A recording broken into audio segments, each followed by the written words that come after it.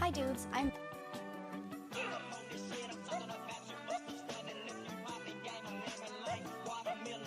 What up?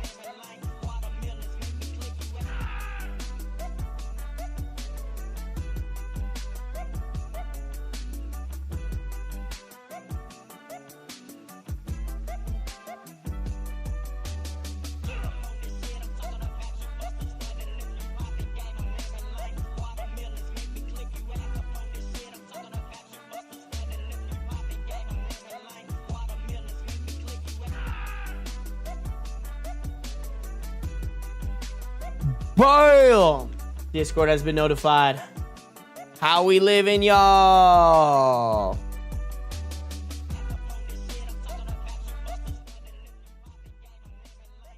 Happy Monday. Happy Monday, happy Monday, happy Monday. Good to see you guys. Everybody having a good one?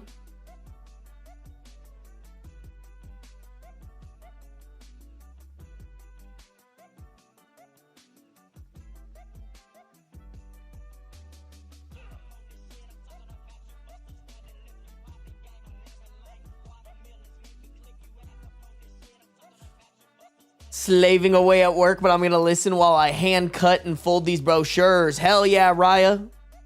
What a hard worker, bro. Hard worker, Raya in the house. What up, Nay? What up, Gee and Gray? Core Jester, hello. Shyla, hello.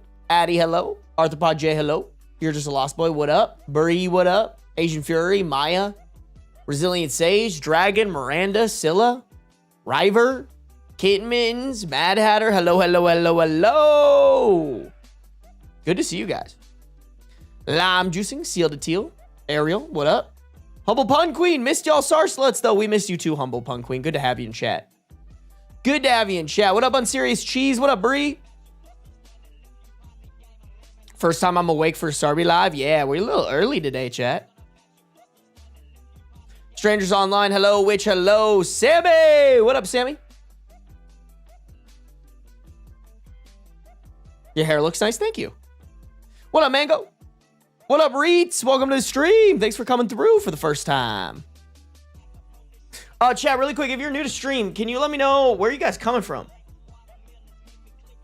Is my second channel working? Are people like, I've had a randomly big influx of people following the stream. I think it's from Instagram, but it could be from the YouTube as well.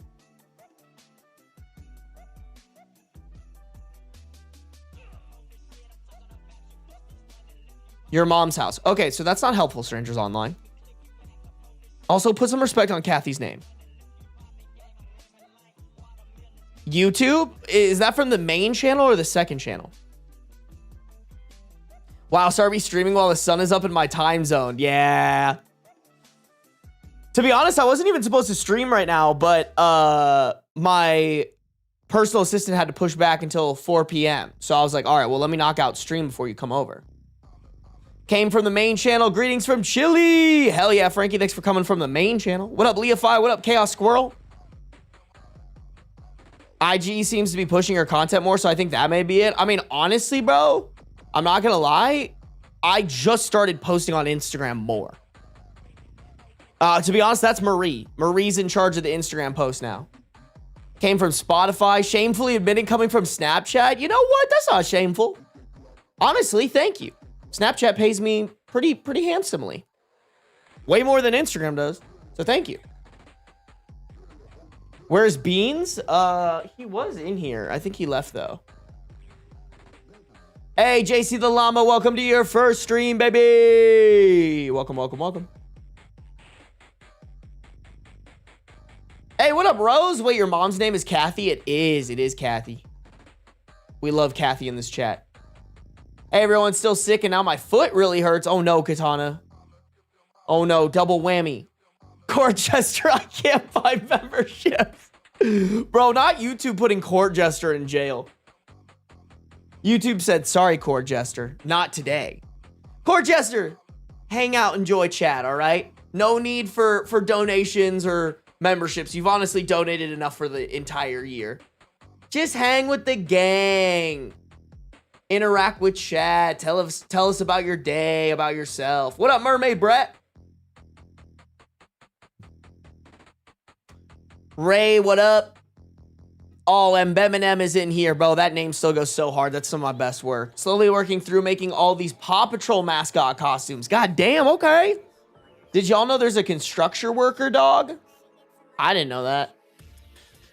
I'm not gonna lie. Paw Patrol just seems like propaganda, you know?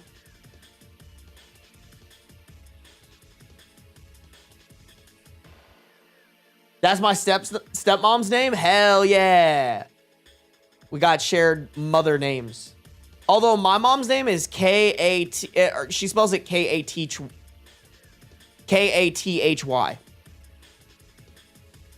What up, Sam? Welcome to the stream. Shadow Lunar Star, welcome.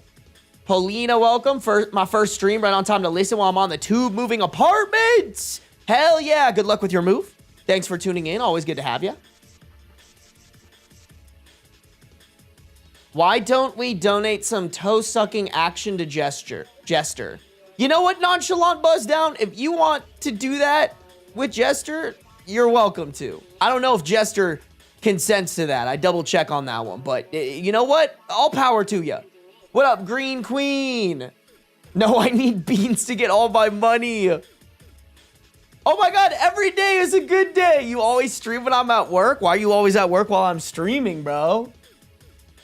Welcome to the stream. Every day is a good day. One of these days, bro. One of these days, I'll get you back on a raid. I swear it. I swear it. It's going to happen, and it's going to be glorious. I'm going to make an edit. One of those edits where it's like, what's the Kanye song where it's like, everything, praise the Lord. Like, it's going to be such a big win, bro. Steph, what up? Lovachino, what up? Allie Bear, what up? I have a shirt with the Paw Patrol characters on it that says ACAB includes Paw Patrol. It kind of do be propaganda, man.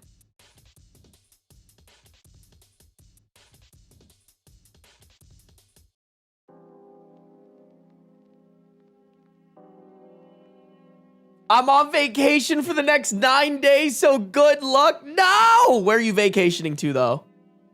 Where are you vacationing to, though? Hey, what up, OG Cats? I can't stay, but popped in to drop my like. Thank you, Cat. I hope you have a good day. Thanks for popping in and giving the like. Guys, follow in Cat's footsteps. If you guys are on the YouTube, make sure to like up the stream. Hey, Xavier! Thank you for the 1 month tier 1 sub to Maddie JB. Maddie, I better be seeing those good manners. I better be seeing those good manners. Where you at? Where you at, Maddie? I see you saying, buy me a sub and I'll be happy. Are you happy enough to say thank you, though? Thank you for the sub, whoever sent that. Xavier sent that. Xavier 17. Thank you for the good manners, Maddie. Thank you again for supporting Xavier. I appreciate it. Bree, thank you for the community sub. I don't know who got it, but you owe Bree a thank you. All right? We have good manners in this chat. All right, chat? Good manners and good manners only. Raya with the 130 stream streak. God damn! Dummy thick. I hope you folding those brochures well, Raya. I just have to survive tomorrow, and then I'll be in Gulf Shores, Alabama. Sick invite, Raya. You know what? I'm going to crash your vacation, bro. See you in a jiffy. No, I'm just playing. I'm just playing. I hope you have a good one. Hey, look at those good manners from Maddie, bro. We love to see it, chat. Good manners and good manners only in this chat, all right?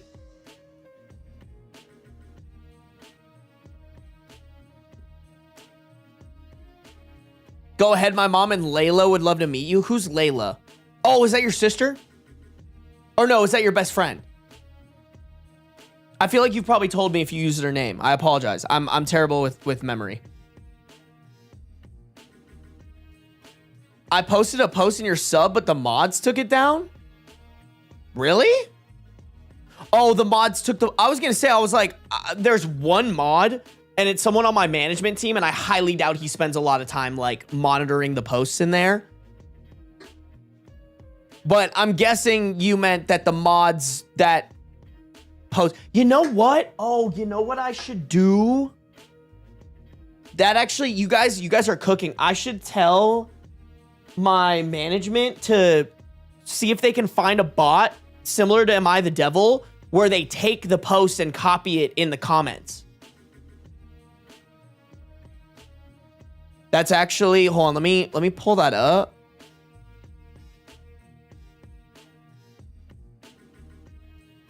Yeah, it's Am I the Devil that does that, right?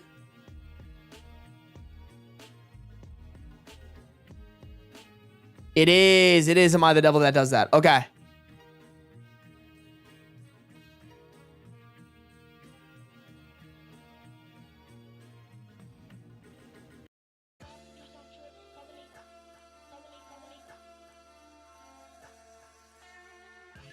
Okay. Let me just send this to them.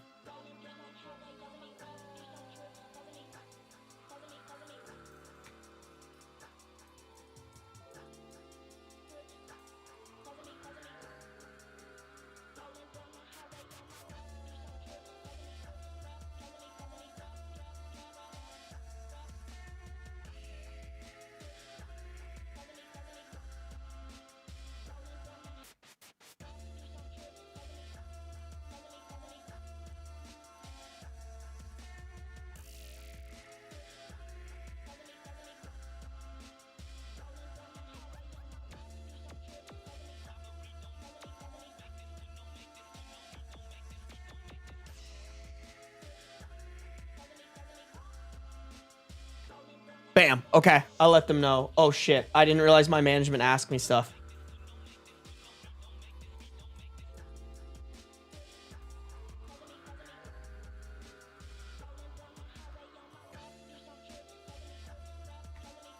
Okay. Sorry, guys. But that's such a good comm. Thank you for communicating that. That is a very good comm there. That would be a great thing to have in my subreddit so that no matter what, we can always read those. What up, Earlick?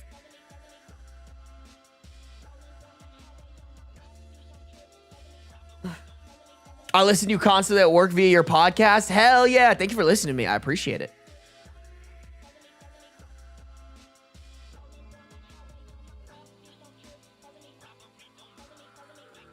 Oh, I didn't turn on my on-air sign. Yeah, there we go. Perfect. Still getting used to that sign being hung up, chat.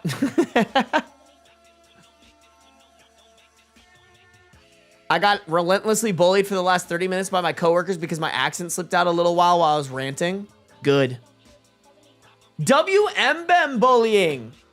We can always get behind some MBEM bullying in this chat. Don't you worry. Don't you worry. Did we ever see a close-up? Yeah. I think so. Yeah, when I unboxed it.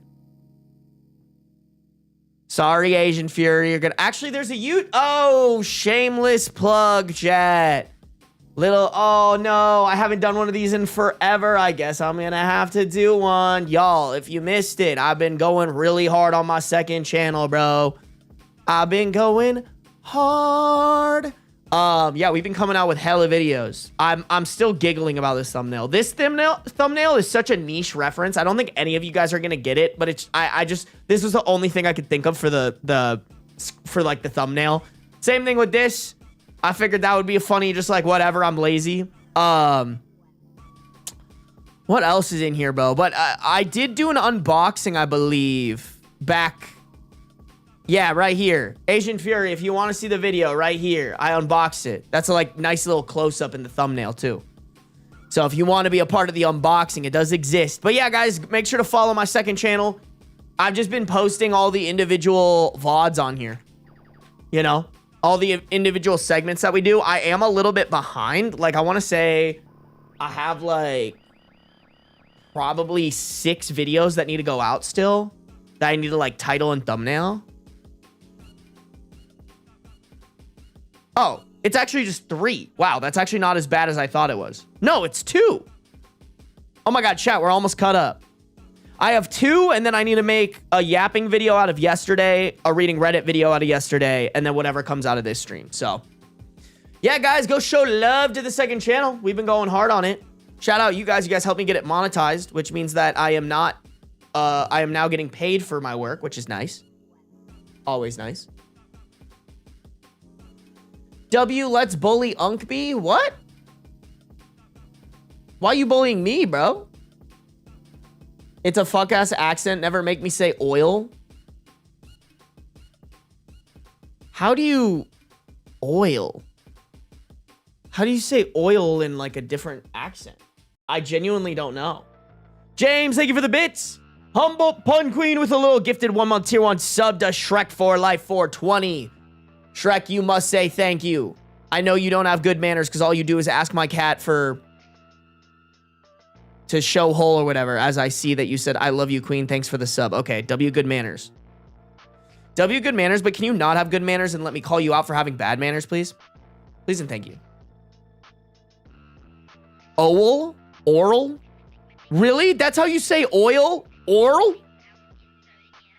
It's text and it comes out like ol.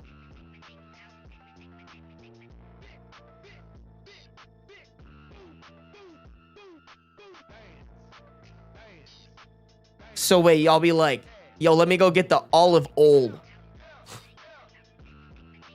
Let me get that olive oil.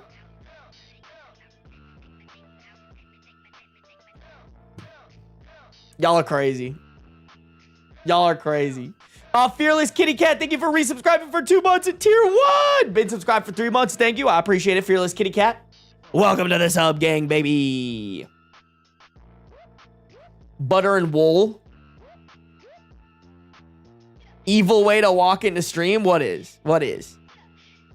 Guys, is it normal to read 5 books in a day? I don't think it's... I think that's not normal. I mean, it depends on how big the books are, right? If they're 20 pages, then like, yeah, sure, that's normal. But if they're like 100 pages, bro's cooking. Sarby always tries to get me for not having any manners every time. Yeah, that's because you're inappropriate and mean to my cat.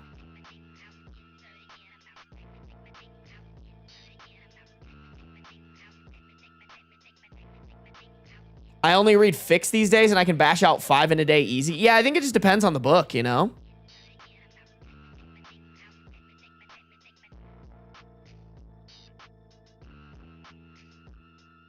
I'm trying to think, chat. I remember there was one time, I think it was one of the Mortal Instruments series books that came out, but I finished this like 800-page book and I shit you not, like 4 days.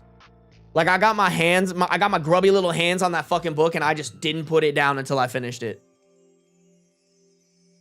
What's a fix? Uh-oh. Uh-oh, chat. Oh no. Oh no. Are we gonna send Fearless Kitty Cat down a rabbit hole? The fanfic smut rabbit hole, bro. Hey, what up, Seaweed Vibes? What up, Raya? I've switched platforms because YouTube works better on the office Wi-Fi. Ooh, not Raya on YouTube on company time. I hope they get you. No, I'm just playing. I know Raya be the best worker. Mortal Instruments was good until it got weird with the incest. Honestly, though, that was a plot twist. I wasn't even mad about that because that was fucking crazy.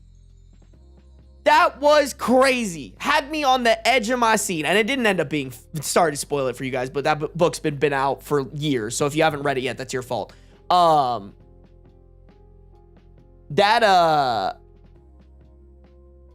was, in my opinion, that was incredible. That was an incredible, like, holy shit.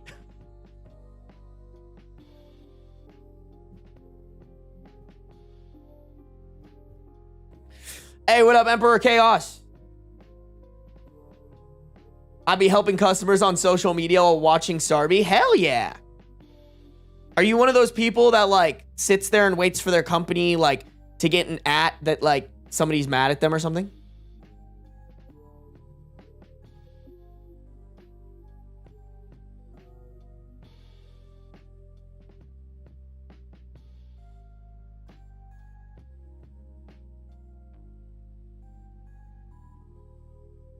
Mortal Instruments was originally written as a Ron/Ginny incest fanfic. What? I did not know that. That's crazy to me. That's crazy that somebody would write that shit.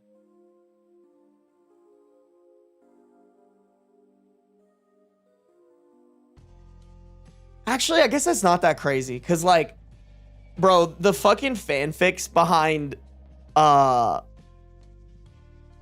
Supernatural, that shit was wild, bro.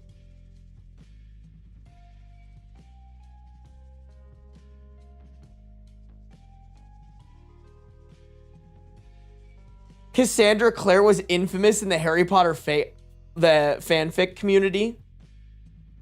You know what? To be fair, though, they deserve some, you know, like, you know, J.K. Rowling is evil. She needs some people being terrorists in her community, okay?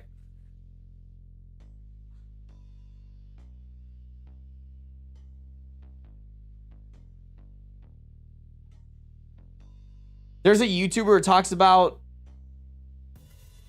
I don't know what you're trying to say there, Ariel.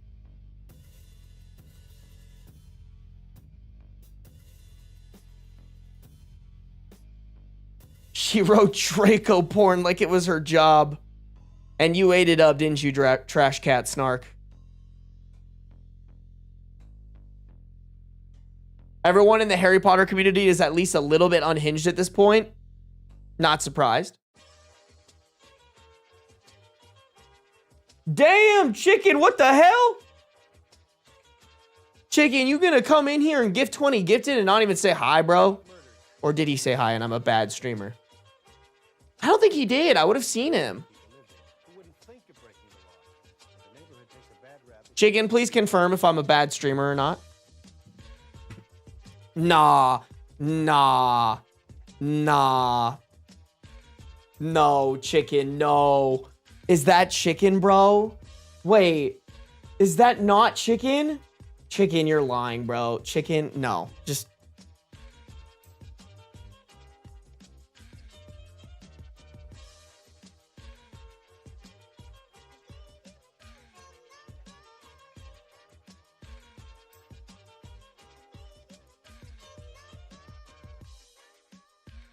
Chicken woke up today and chose violence. Ain't no way. Ain't no way. Don't shame me. Your name is Showhole.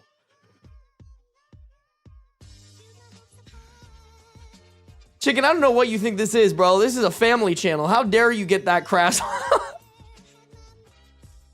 I have never been that crass in my life, chat. Not once on this stream, bro. I am a man of God. How dare you pull in how dare you bring the devil's hole? I can't even say that seriously, chat. I can't even. Saw Trap Pussy Family Channel. You right? Oh, you guys didn't have a Saw Trap Pussy Family channel in your family life? What are you talking about, bro? Y'all didn't grow up on that Saw Trap Pussy? Sorry, that's probably wrong. 10 out of 10 grandmas disagree. Damn it. Grandmas are snitches, bro. I made them sign an NDA and everything, and they're breaking it. Chicken Sandwich, thank you for the 20 gifted memberships. I refuse to call you Showhole. I'm sorry. If you guys got a gifted membership from Chicken Sandwich, make sure to say thank you. All right, chat. Good manners and good manners only.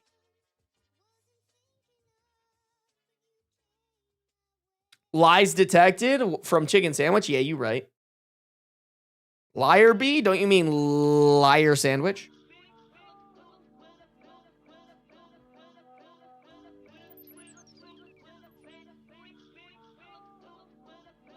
Dude, I'm not gonna lie, chat. This is TMI, but you guys have to know. I am releasing the stinkiest farts right now, bro. I'm forwarding on chat. I'm forwarding on chat. You guys have no idea. Poor beans. I mean, I ate beans. That's what was making me gassy. Bro, save beans? He's not even in this room. What do you mean save beans, bro? I had to mute my mic during my stream to let out a massive fart. No, you know what? You make them listen to that shit, bro. As I spit on my mic. Fart somewhere else? No. I'm farting on you guys like a bunch of dumb stinky babies. Y'all are going to inhale my fart through Twitch and YouTube chat. Charge extra for it. You right. Where's the gifted at? I've been farting on you guys, all right? All I'm saying is there's some weird man out there who would pay me a lot of money for that, and y'all can't even give me your Prime subs. What the hell? Sarby, we can hear the fart stop. I know that's not true because I am right now a silent but deadly man. These farts are not coming out loud, but by God, are they coming out stinky, bro. I'm literally going back to Twitch just to clip that. I don't know if that's how Twitch works, Raya. I'm plugging my nose and holding my breath, you freak. Nah, Raya, you taking big inhales. I know you're a fucking weirdo, bro. Raya's fucking got her face pressed up against the speakers on her computer like...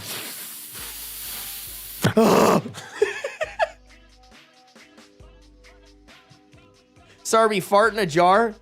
Yeah, I got you. Sarby getting back at chat for trolling him. You right. You right. What the fuck is even happening right now? Art.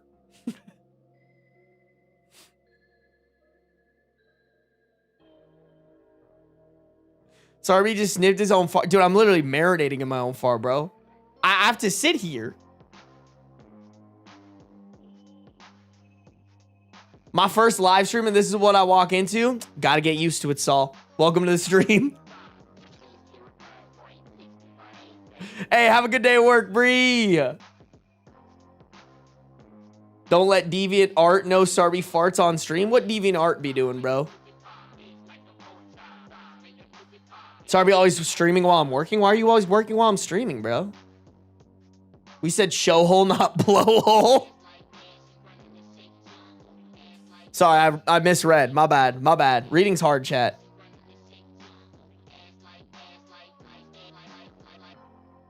Sarby farts on children, not clickbait. Listen, is that illegal? I'm genuinely asking. Can you call the cops on someone for farting on a baby? I don't think so. I don't know why my brain went straight to a baby.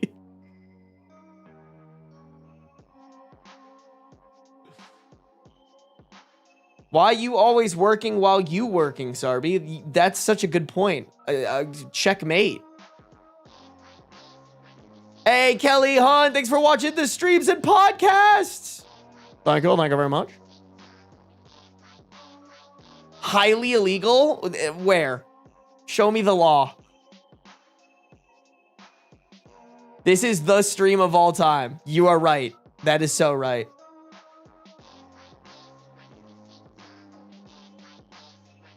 Age isn't a spectrum. If you're not an old person, you're a baby to Sarby.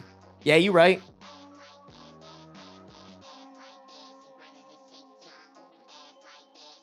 If you hover your ass above a baby too far, someone will call the police, I suspect. Okay, but what if I do like a flyby? You know? Like, what if I crop dust that little fucking cum souvenir? Like, bro's goo goo gagaing on the floor and I just walk by, just... right, and I just stink bomb him, you know? Y'all wouldn't even know. We silent but deadly out here. Morally illegal? You know what? That is not up for debate. I actually agree with that. OMG, finally caught my first stream. Why is this like half of y'all's first stream? God forbid you come in at this point when I'm doing a bit about farting on babies for my chat. Like, can you come in when I'm reading Reddit? That way you get, like, slowly eased into the weird shit, please. Welcome to the stream, Shay. Spooky Miss Luna, what a conversation. God forbid we get a little freaky. Not freaky. God forbid we get a little silly goofy.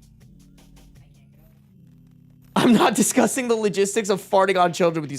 God forbid someone gets crop dusted. All right, chat, I need to know. What's the worst crop dust you ever done? I'm not gonna lie, one time, I went down an elevator, farted, got to the main floor. A whole group of people were waiting to use that elevator. And I was like,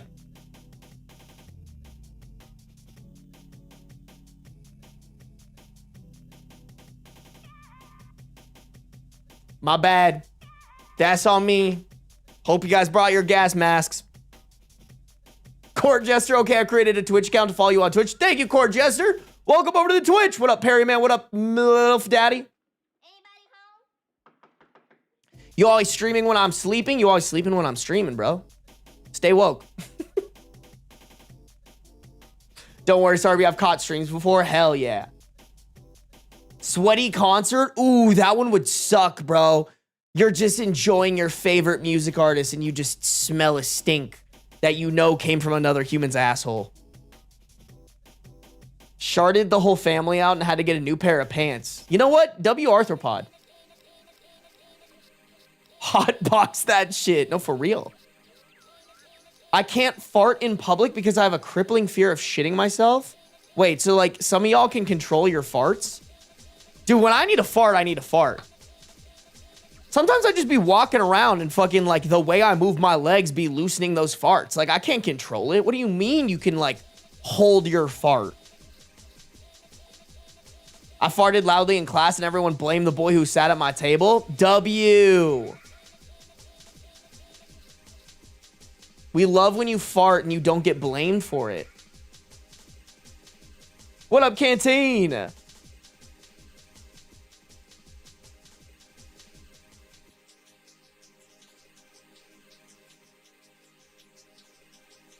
Does this mean I need to change my name? No, no worries, Jester. We have multiple soaps. Now we have multiple jesters. We have multiple cats. We have multiple Mayas. You can if your pelvic floor muscle is strong enough. Do guys have pelvic floor muscles too? Let me train that shit. Crazy time to join stream. It is kind of a crazy time.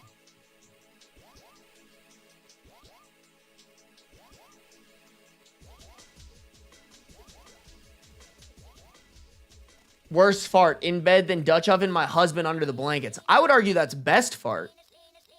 I one time dated a guy with the last name Sharts. That is rough.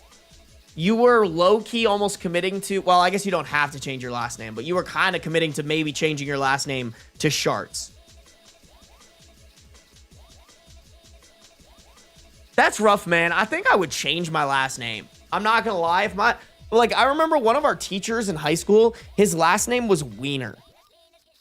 And he also, like, he was an okay dude. I have no beef with him. But, like, respectfully, he looked like a wiener. Like, he looked like a guy who has the last name Wiener and just is, like, delusionally trying to make the best out of it. Like, if my last name was Wiener, we're taking my wife's last name. You know what I'm saying?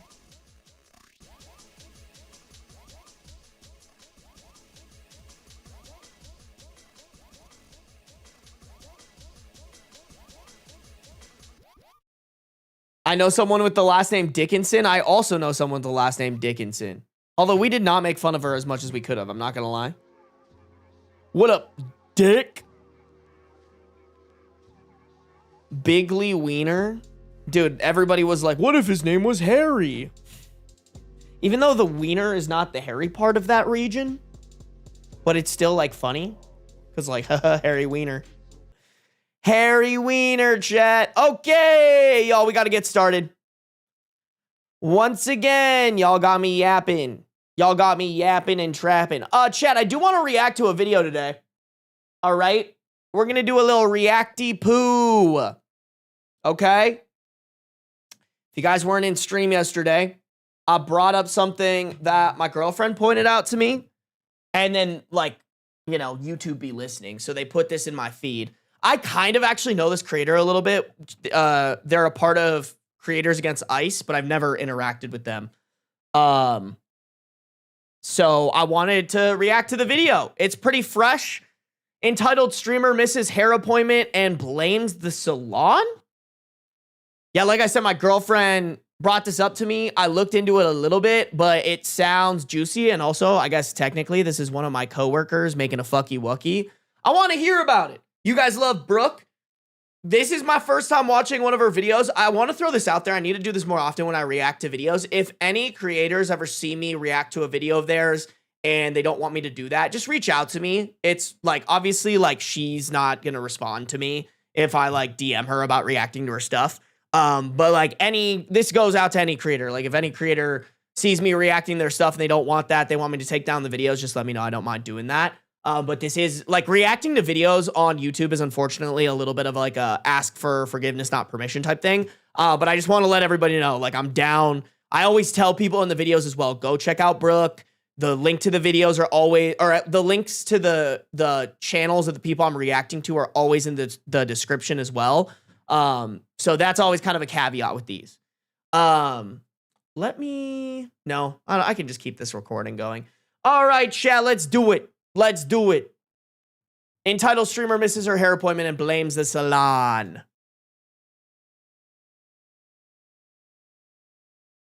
Oh. Hair adjacent videos. I used to be a hairstylist. Forgot to turn on the audio. I haven't been a working hairstylist in quite a few years, but I do have like a hairdresser's algorithm. Because I used to do hair, I get a lot of TikToks and reels and things like that of like hair adjacent content. And some of that is drama in the hair world, which is why I end up covering a lot of it. And that's exactly what happened with this. I got a TikTok of this girl, Lisa, crying in her car because she was gonna get a haircut, but then she didn't get the haircut. So I'll show you what I'm talking about. Just went to go get my hair cut. My hair's not cut. And I will be writing a 1-star review for this place. Thank you very much. I love LA. Okay, so first of all, we're vague posting on Maine. Okay, I didn't even see that video. Okay, you guys are saying it in chat. Unfortunately, influencers are the most entitled people. Ugh. Listen, I probably sound like such a dickhead here. But I don't know if you guys saw, like, she's not even that big of an influencer. Like, it was like right here. Haircut, but then she didn't get the. Yeah, like.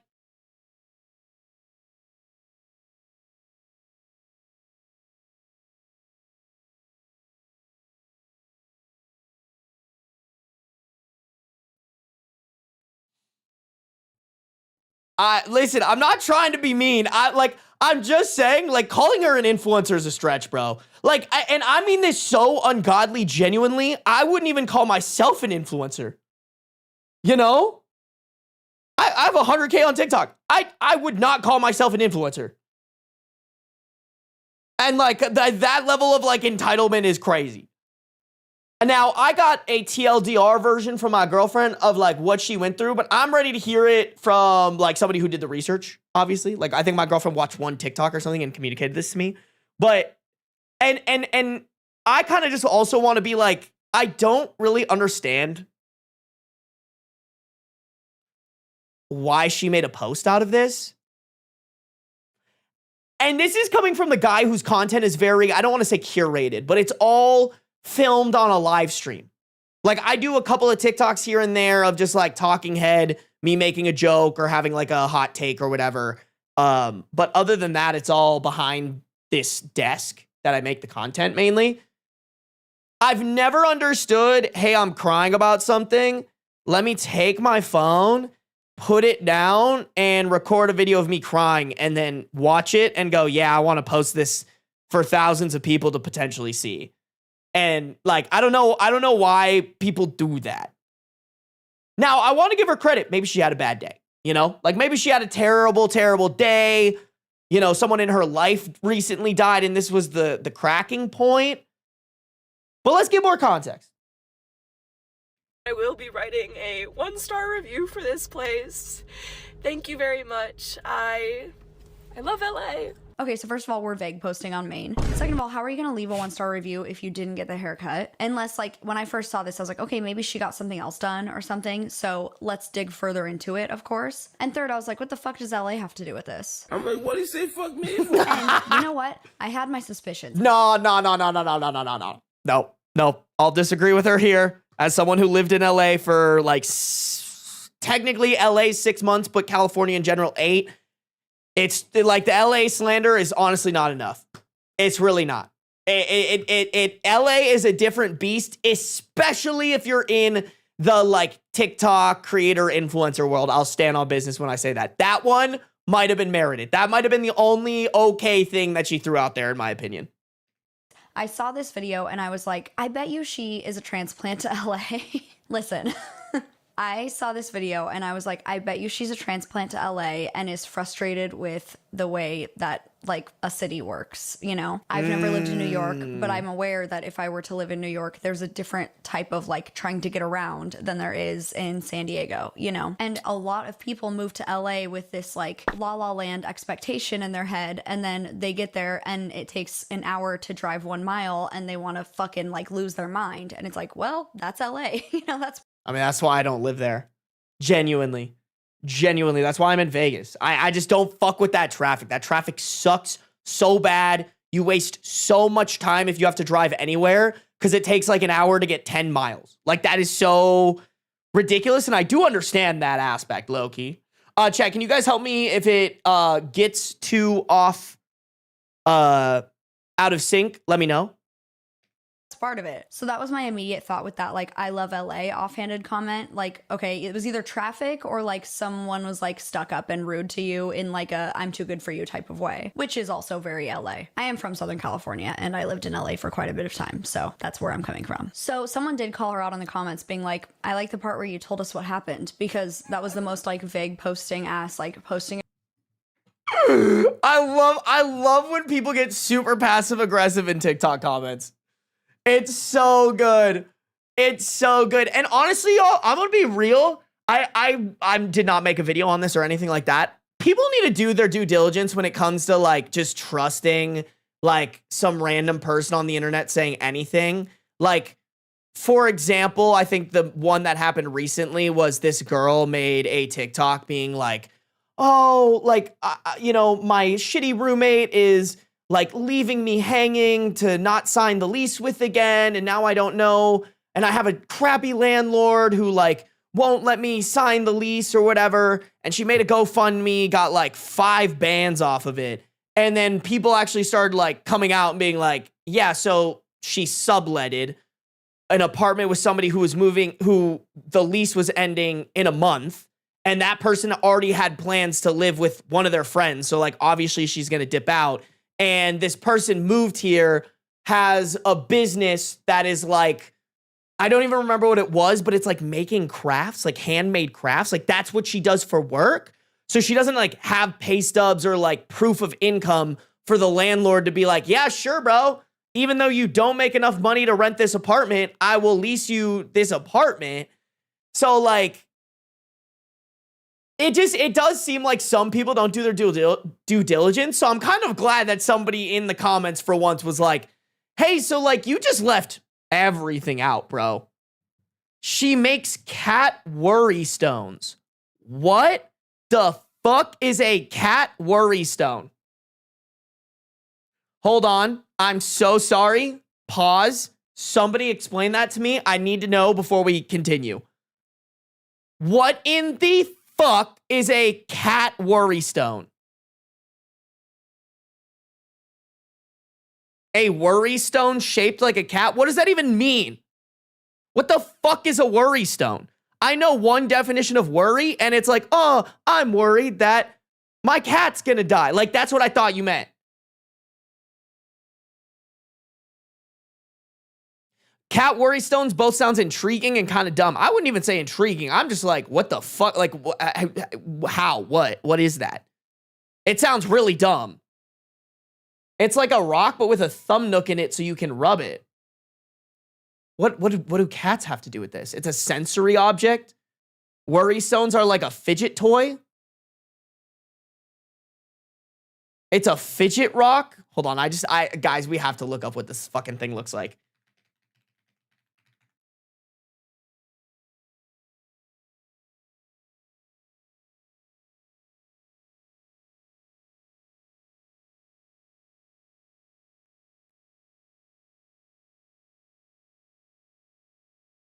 Okay.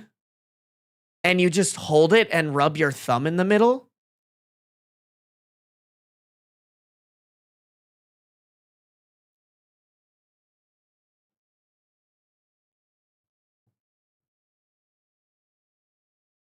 Come on, they're cute, I guess. I guess they're kind of cute. Would I pay $30 for this? Absolutely not. But what do I know? I'm a stupid boy. So let's continue. It on Twitter thing fucking ever. You know how people post on Twitter just trying to get replies now? That's like all of Twitter is someone posting a completely innocuous photo and being like, oh, she thought we wouldn't notice. And then everyone in the replies is like, what are we supposed to notice? No, dude, that shit pisses me off. Website. It's so anyway, stupid. That was what we were getting. We were getting a vague post on Maine. But before I get too into it, let me take a quick second to tell you about today's sponsor. Dudes, finding Good for you, Queen. We're going to skip this.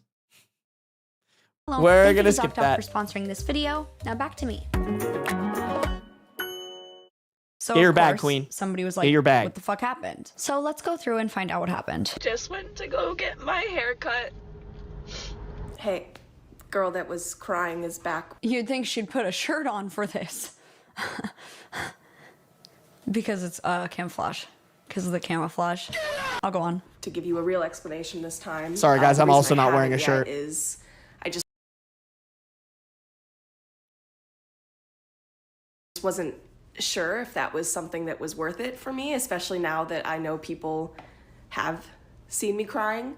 And also, it's not a quick explanation, and most of you are going to hear the first part and be like, you're the problem, and then they're going to leave. So to anyone that actually wants to hear what happened and you stick around for like the whole story, this is for you. It's going to be a little long, so buckle up. I thought she was going to be like, come to my Twitch stream tonight, 5 p.m., like CST. I'm going to reveal the whole thing, but you're also going to have to watch me game for a couple hours first. Like, damn, not y'all be calling me sluts in chat. Hey, Sarby, put a shirt on. I hate you guys. I hate you. I hope you all know that. I hate every single one of you, but especially Soap. Maybe even a little bit Lee. I don't know.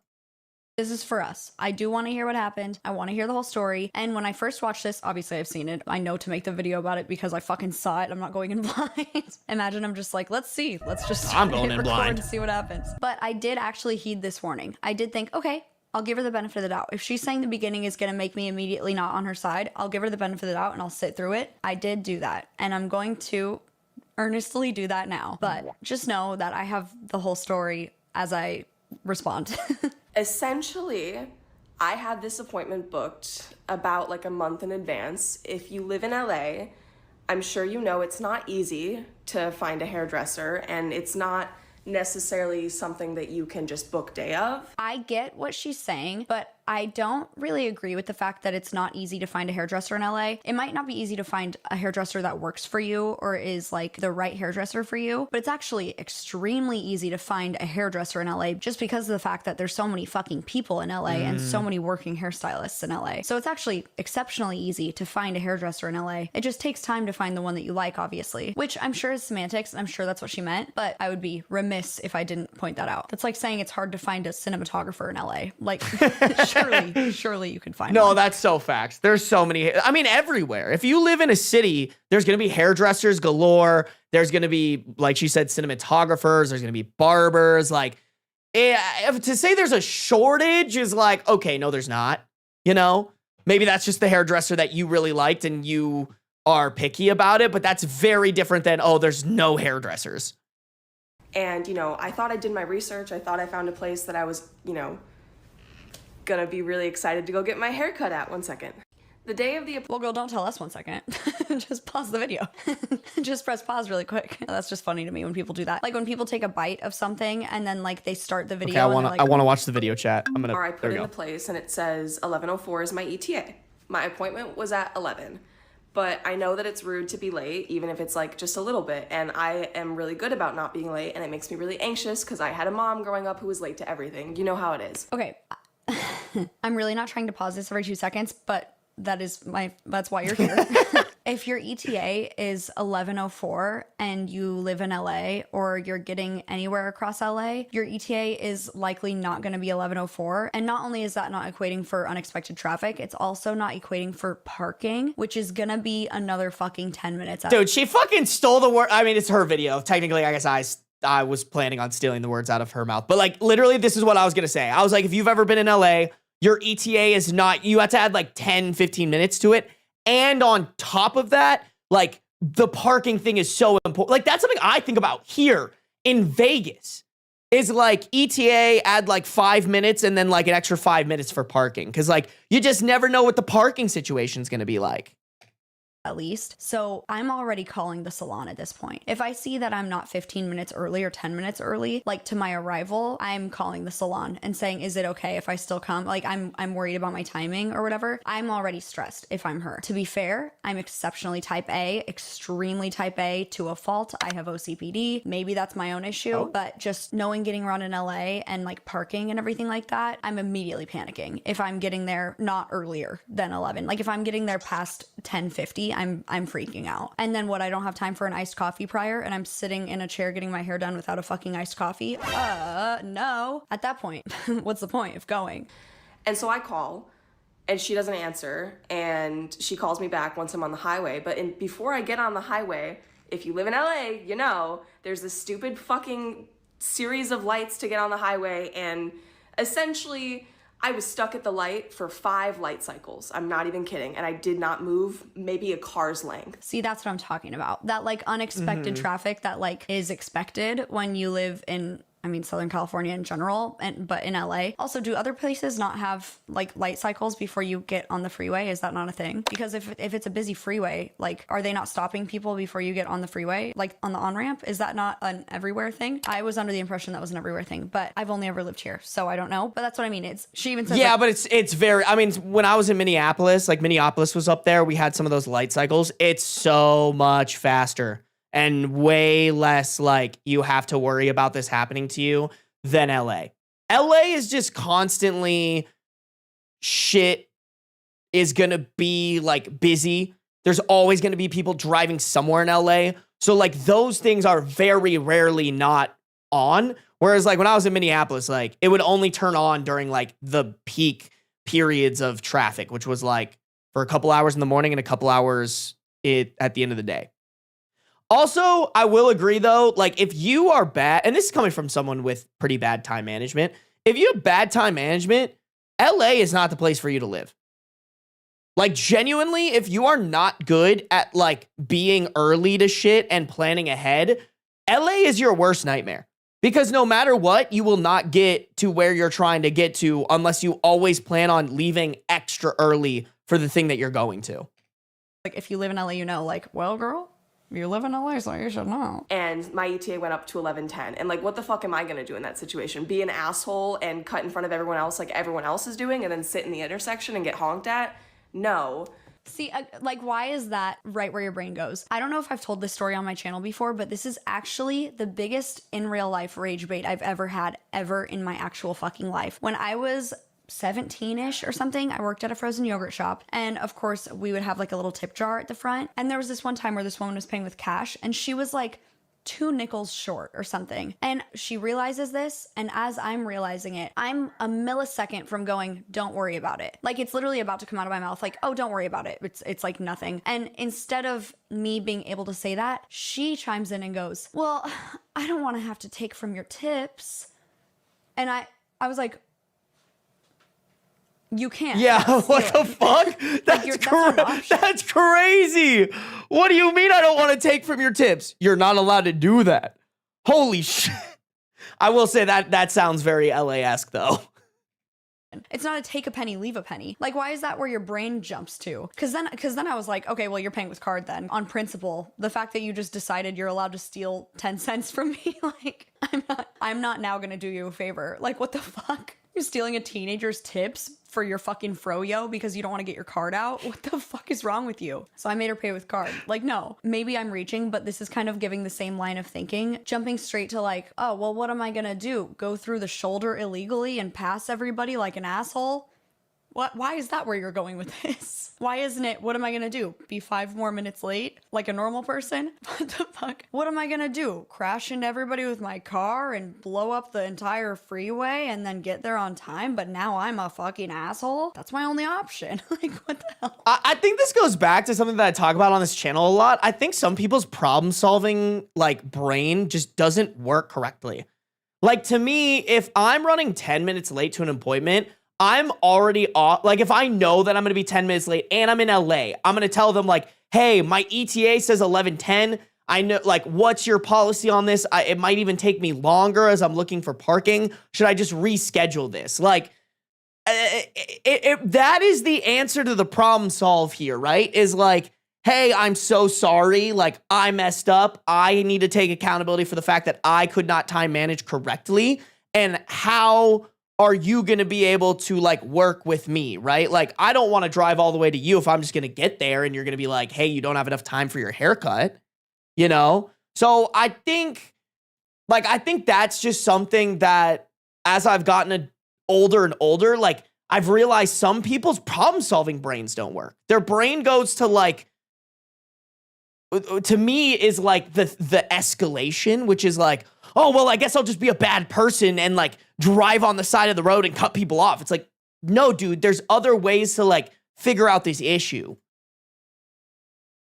The only option was just to sit there, really. Like, how else am I going to get there? I have to go on the highway. And of course, there's also highway closures. And so she calls me back. My ETA still says 11:10. See, this is giving I didn't check my ETA beforehand. I checked my ETA like 2 days prior. Are we not all doing this? But especially if you're going to a new place, like that morning, I'm checking to see when I need to leave. And then I'm leaving a little earlier. Like, Yep, exactly that. Like, listen, I said it. I'm not the most punctual, on time, well figured out person ever. Like, I will never not admit that. But like, I know, hey, I go to a new place. I look up how far away it is, how long it's going to take me to get there with traffic, without traffic. And granted, I live in Vegas, so it's a little bit more predictable. But like, it's just more of a reason of like, if you want to survive in LA, you have to do this. Like, that's why I don't live there. Because I don't think I would survive. I think I hated it. I hated doing that when I was in LA. be safe. Are we not doing that? Are we just deciding based off miles? Like, how are we deciding when to get in the car then? Like, because any GPS system would have known that there were like road closures or something.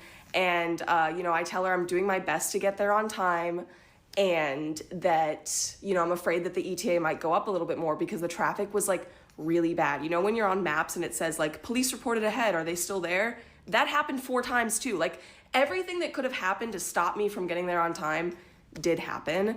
I wish I had gotten in my car a few minutes earlier if I knew that was going to be the case. I thought I had enough time. It just really is giving like the universe is against me, nothing is my fault syndrome of like, girl, you could like do it's on you to predict those things and like budget time for it. But it's literally just her being like, none of this is my fault. Which, like, yes, but it's your fault for not budging enough time in case you ran into this in fucking LA, where this is normal. Like, nothing you've explained to me. If this was in fucking Vegas, I would be like, oh yeah, this is really weird. But this is par for the course in LA. Anyways, she's like, well, we have the 15-minute grace period. Chat, how's the audio syncing? I have another client at 12:30, and she's just like explaining it to me, and then she says that they're in a mall. And I didn't know they were in a mall. That's on you. That's on you. How the fuck are you gonna go to a new place and not know what the parking situation is? How the fuck are you gonna do that? That's baffling to me. And I'm being hard on her because of where this story goes. Like, there are days where you're gonna be late and it just happens. Like, everybody has days where they're late. I'm absolutely insane with like trying to be early all the time and I'm still late sometimes. Like, things happen. Life gets in the way. Sometimes Navy wants to sniff the grass instead of potty for 10 minutes and it makes me late because I have to deal with that. Sometimes I'm just running late and I just get in the car later than I think I'm getting in the car, and then all of a sudden my ETA is later. And sometimes it genuinely is like she's saying, where like every single light is going red and every single thing needs to go in front of you. Every train is passing. Every pedestrian's walking. It was perfect earlier, but now it's a bit off. Fuck. Okay, hold on. I have an idea, chat. I have an idea on how I think I can fix this. Whoops. Give me a second. Give me a second.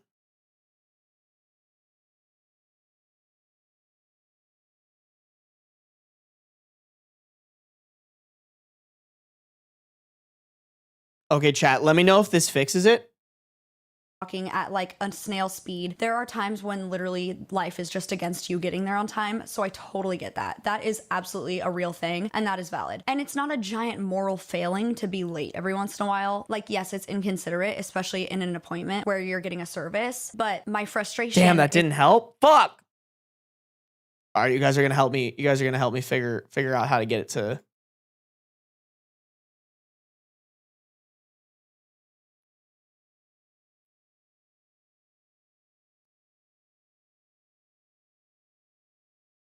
Okay, what about now? Isn't in that this person was late once, it's where the story continues to go, which I will let her finish. But I do want you guys to know why I'm being so harsh is not just that she's late, because everybody's late. That happens. You know, I don't like lateness. I hate lateness, even from especially myself, actually. I a lot of times don't really care if my friends are late or things like that. It's like when I'm late, I'm freaking out. But this like everybody but me is the problem mentality is really annoying as well. Like, oh, and then she tells me they're in a mall. I didn't know they were in a mall. Well, girl, Google's free. Like, what the how the fuck did you not know they were in a mall? If you're going to a new place, search that place. Like, what? Were you just gonna get there and like look around? Like, did you have MapQuest printed out? Like, what do you mean? And so, of course, now that means I have to park my car in a parking garage and like haul ass across the mall. Where in LA were you not going to have to park your car in a parking garage though to go to a hair salon? It's like almost always, unless it's like in a tiny strip mall or something, like most places in LA you're gonna have to park in some type of parking garage or like find a residential spot, which is way harder. I mean, I just don't like, do people not freak out about parking situations the way I freak out about parking situations? Is that unnormal? Because like when I have to go to a new place, the first thing I think of is what is the parking situation? I'm invited to a party at a house I've never been to. What is the parking situation? I'm going to dinner with some friends. What is the parking situation? Like, is that, because like that would have been it for me, is I would have been like, okay, let me, like sometimes too, chat, all you have to do is pull up like I use Apple Maps. All you have to do is pull up the address on Apple Maps and switch it to like, what is it called? Satellite view? Yeah, satellite view, where you can like literally look up like, okay, here's where the business is. Like, where am I? Like, what am I? Sorry, I almost showed you guys my phone and showed you where I live. That would have been really bad. Just be like, hee hee, this is where I live, guys. Like, but like the point being, like if I looked up a place right now, whether it was in the mall, whether it's in a strip mall, whether it's like in a residential neighborhood, whether it's like on the strip of Vegas, like I can look it up and then get a idea of the parking situation, right? And if you're living in LA, you do have to kind of assume that no matter where you go, unless it's like the burbs, if it's downtown LA or like any poppin' place, like Hollywood, Beverly Hills, Santa Monica, whatever, like you have to assume that A, you're gonna have to pay for parking, B, it's gonna be hard to find parking, so you have to give yourself time for it, and C, like it's gonna be expensive. It's gonna be expensive and it's gonna take time. Stop doxing yourself. I'm trying not to. It's tough. Oh, I'm a public transport warrior, so I don't. Okay. All right. God forbid, bro. God forbid I try to be responsible. I don't understand why she's not accounting for parking either. I was going to look to see how long By the way, been in Chad, LA, can you guys let me know when like this audio gets out of sync, please? I figured out how to fix it. Frustration, clearly, but her account has since become private, but I downloaded all of these videos. So that makes it even worse.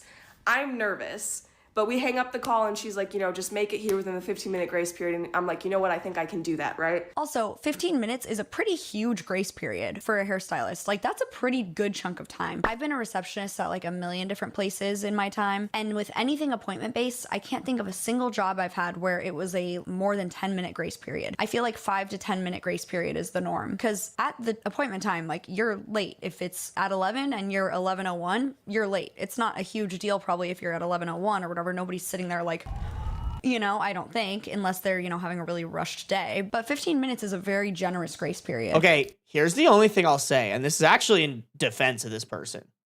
Assuming that this girl communicated, hey, my ETA says 11:10. I think if we're putting the same responsibility on the girl who's in this video, Cruel Rice, of like knowing LA and knowing that like what she has embarked on is irresponsible of her and she should be more aware of LA traffic. I think we should also say, I'm not saying it's her fault, but I think we should say that the hairdresser was kind of wrong for telling her just to come all the way there and like make it happen. You know what I'm saying? Like, I think if this girl said, hey, my ETA says 11:10, and the hairdresser's like, okay, so you didn't know that we were in a mall, like, you haven't accounted for parking, and this is LA where you're probably going to get another 10 minutes slapped on this. I think it's just better if you rebook. I think it's better if you just rebook. I think that would have been more responsible of the hairdresser. If we're going to say like, hey, this girl needs to be more aware of how LA works, I think we also have to be like, the hairdresser has to be aware of how LA works. You know? Not saying that her reaction giving a 1 star is like merited or that doing that would have like unmerited it. I think in no way, shape, or form is it merited to give a 1 star based off of anything that we've heard so far. But I think it's important to point that out. And so I get there, I park my car at 11:12 in the parking garage because also Amtrak, like there was literally a fucking train that came Wait, it by. got ahead again? What the fuck? You guys said it was fine. Maybe I've been pausing it too much. Hold on. I'll do the fix. I don't know why it does this, chat. If any good streamers know why the fuck it does this, let me know. Well, like I'm not making this up, okay? And I park my car in the parking garage. I run in heels. And I'm sick, okay? Oh, brother, this guy stinks! Now, why the fuck are we leaving the house sick? Why the fuck I missed that. are we leaving the house sick and subjecting other people to your fucking germs and diseases? What the fuck are you thinking? This is so annoying. Like, did we not learn from the big disease that I don't even think I'm allowed to say on YouTube because of whatever reason, but you know, the 2021? Like, did we not fucking learn? Most of us knew. I was under the impression prior to that all of us knew to wash our fucking hands and not go outside when we were sick. I thought we all knew that. I thought it was common knowledge that when you fucking piss and shit, you wash your hands afterwards. I thought we were all doing that. Unbeknownst to me, you guys had to be fucking taught to sing your ABCs after you piss and shit when you wash your hands. That was news to me already. But to still 6 years fucking later be going out when you're sick and being like, and pity me because I had the sniffles and I went outside and now I got stuck in traffic and I'm sick and so it already sucked to be outside. You know what you do when you have an appointment and you wake up and you're sick that day? You fucking cancel the appointment. Yeah. What the fuck? Yeah. Holy shit, bro. That's just disrespectful to the hairdresser. Like, I'm pretty sure if I showed up sick to my haircut appointment, like, my hairdresser would be fucking pissed. Jordan might beat my ass, chat. She would be like, fuck you, why would you show up? She got a whole ass kid at home, man. She got a whole ass kid at home. Wait, is the audio still fucked? Dude, I don't understand this. I don't understand why this happens.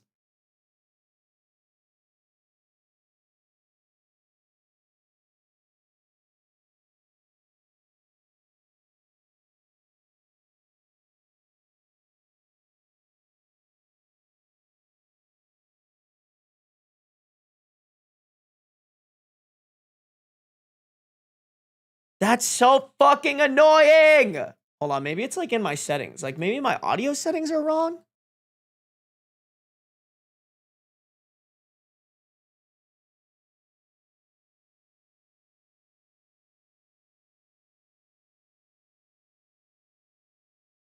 Yeah, I don't know.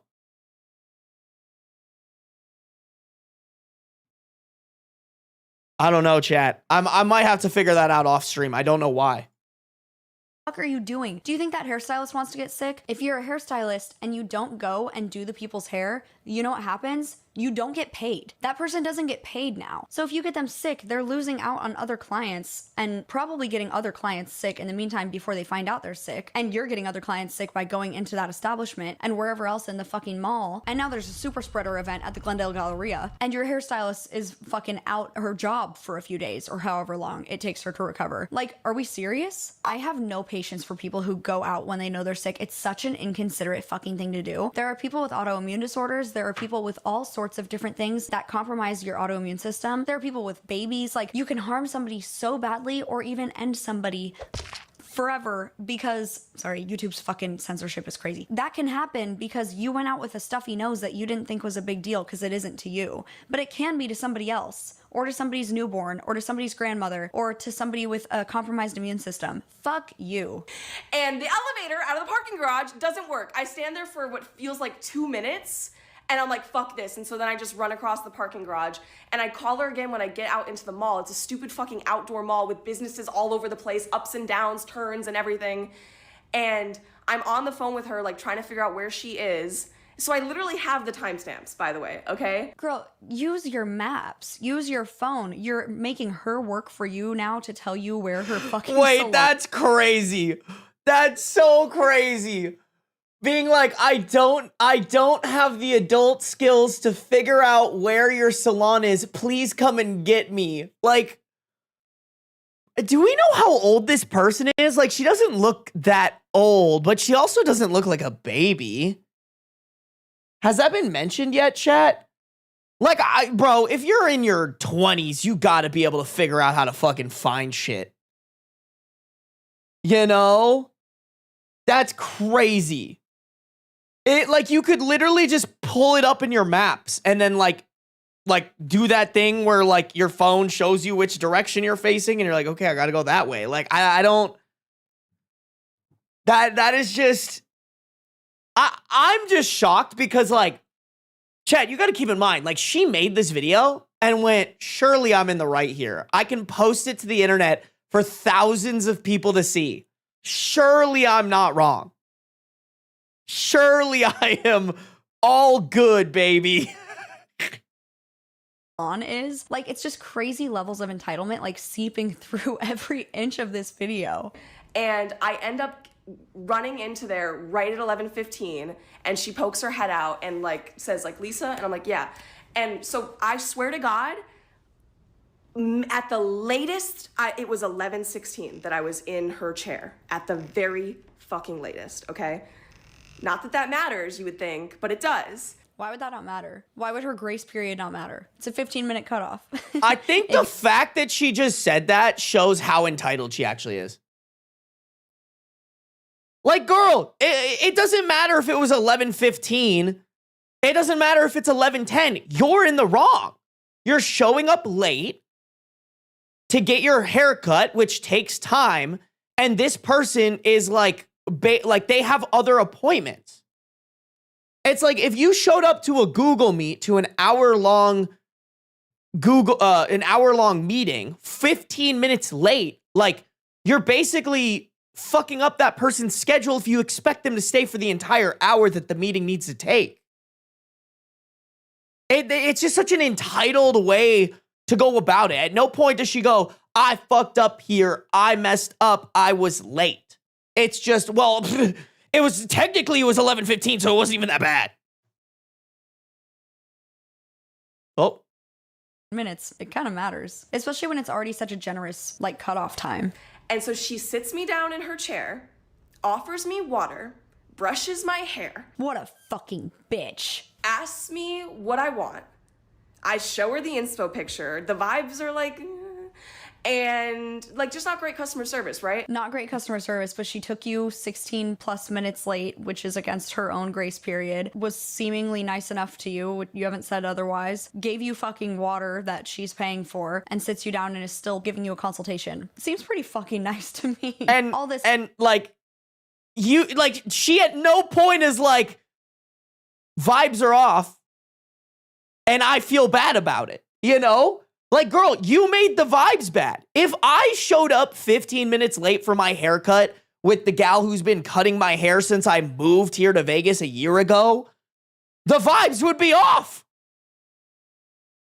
And it would be in her right. I would be doing nothing but apologizing for being a big old idiot chud. If anything, I would come in and be like, can I, like, I don't want to stress you out. Like, can I just pay the whatever late fee and we'll do this, like, in your next available appointment, you know? Yeah, this stylist is an absolute saint. That's what I'm saying. Like, this stylist is probably like, this fucking bitch. Like, disrespecting my time, can't figure out how to fucking use Google Maps. After you've been like calling her all morning, being like telling her that you're late, and now you're later, and now you're later, and now where's the salon, and now, like, girl. Like, just not great customer service, right? And then she's like, you know, I'm gonna be honest with you, I don't think I can cut your hair in an hour 15. And then she says that, like, she doesn't want to rush it and, like, do a bad job, which is fair. And then she's like, and that's not fair to my other client at 12:30. I don't know what to say to that. Like, sorry, you're right. My bad. I was late by 15 minutes and did not adequately budget enough to get there on time and have the allotted time to get my haircut. That's what you fucking say.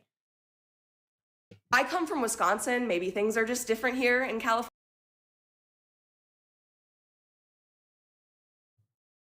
Come on, girl. You can't be making the Midwest look bad like that, bro. Come on. Where that Midwest nice at? Where that Midwest nice at, bro? What are you talking about? I come from Wisconsin. What, you got him with that. Oh, sorry. My bad. Like, it. Oh, Lord. California, which is why I said I love LA, because this would only fucking happen in a city like LA. In Wisconsin, like I said, my mom is late to everything. I'm not saying it's a good thing. I'm not saying it's like it should be this way, but I swear to God, people are late for hair appointments all the fucking time. Or even if they're on time, sometimes it goes over and the next person just sits there and waits for a few minutes. And it's like not a fucking big deal, right? And so she says, I'm gonna have you come back tomorrow. Why the fuck should her next Wait. She was gonna get her in tomorrow? Bro, do you know how fucking crazy that is? Chat, bring it in. Do you know how fucking crazy that is? To be like, hey, this isn't gonna work out today, but I can get you in tomorrow? Do you know how fucking insane that is?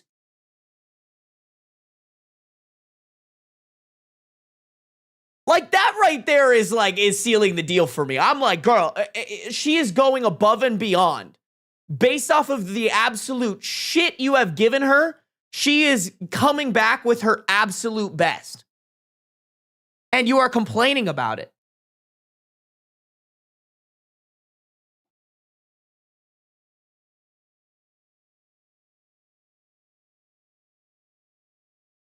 appointment have to be late because you were late and you were past her grace period even. You weren't even just late, you were like a lot late. It's understandable if you were like 5 to 10 minutes late and the hairdresser was like, okay, we can make it work, and then it pushed the next appointment over unbeknownst to the hairstylist, like didn't realize that was gonna happen, oops. But like this expectation that the whole world should stop at the behest of your haircut because like would you want to wait? Because I have a feeling from this attitude you'd be pretty fucking pissed if you were sitting there for 20 minutes while she finished up her last haircut. Like, I've never been to Wisconsin. Wisconsin baddies sound off. Is this normal behavior in Wisconsin? You guys just showing up to everything late and just expecting everybody to give you whatever you want? Because people in the comments were like, girl, that is not how we do it there. Yeah. What are you talking about? I was gonna say, So I mean, maybe I was in Minnesota, which isn't Wisconsin, but it's close enough to where I feel like you have the same like relative cultures and like standards. Like, that is not, I don't think anywhere that should fly, you know? Like, if you set an appointment, you should be there early. And if you're late, you should be very apologetic and be down to endure the consequences of being late to that. Now, will I say that maybe in Wisconsin or Minnesota, maybe there's hairstylists who like, you know, or maybe there's just a general like vibe that like, oh, it's fine to like push people back. Maybe, but I wouldn't say that that's right or that's like the standard that we should go off of. Like, if you're gonna have appointments, The whole point is to stick to the times that you set for those appointments. If you don't do that, what the fuck's the point of the appointment? If you can just be like, yeah, we're just going to start this one 30 minutes late because this girl showed up 30 minutes late and that's just how we do things here. Like, that's the fastest way. Like, honestly, if my gal did that to me, I would kind of be a little pissed. You know? Especially if she acted like it was normal. I'd be like, that's not normal.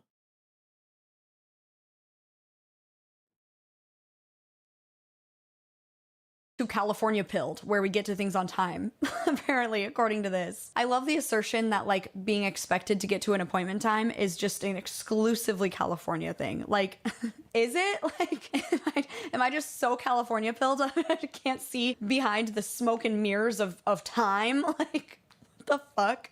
This is fucking insane. The like being angry that she won't do your hair and rush it. Like, I know she says that's fair, but it doesn't feel like you're actually thinking it's fair. It's like you're saying, oh, that's fair because you know it is, but you don't seem like you actually agree that it is. You know what I mean? Because do you want her to rush your hair? Like, it isn't fair it wouldn't be fair to you if she rushed your hair and didn't do her best, like, and didn't put out her best work. If she doesn't believe that she can do her best work and like do the exact haircut you want in the amount of time that you've given her by being exceptionally late, then I think it's extremely normal for her to say, I'm sorry, you know, let's do another day. And to immediately offer you a new day is very good customer service. Like, what the fuck else should she do? And my head's down at this point because I know that she's not going to do my hair. Like, I'm getting upset.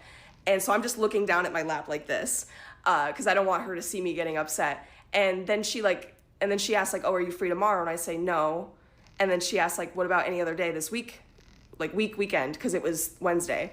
And I said to her, today is my only day off, because it was my only day off. And I was going to make a whole day out of it. She could have another job. Like, a lot of people who are content creators also have jobs, but it is worth noting that from what she presents online, she is a full-time Twitch streamer. So asserting that this is her only day off is a little bit of crazy work. I know that Twitch streamers have to like keep on their schedule or whatever, but like, it's not the same as having. Yeah, guys, Twitch streamers really do be having to stick on their schedule.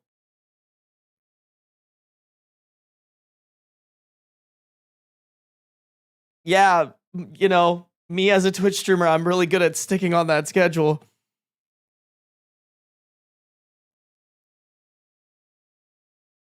Speaking from experience, Sarby, yeah, dude, there's nobody who's better at sticking to their schedule than me, bro. Don't look at my profile where it says that I stream every Tuesday, Thursday, and Sunday, and I've been too lazy to change it. Don't look at that. Don't do it. I actually am curious, though. I kind of want to look at her Twitch real quick.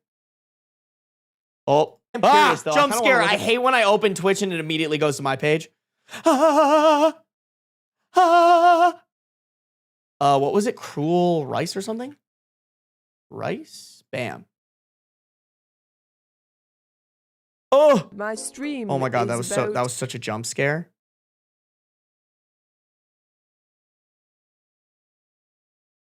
How do you get like, oh, view all? There we go.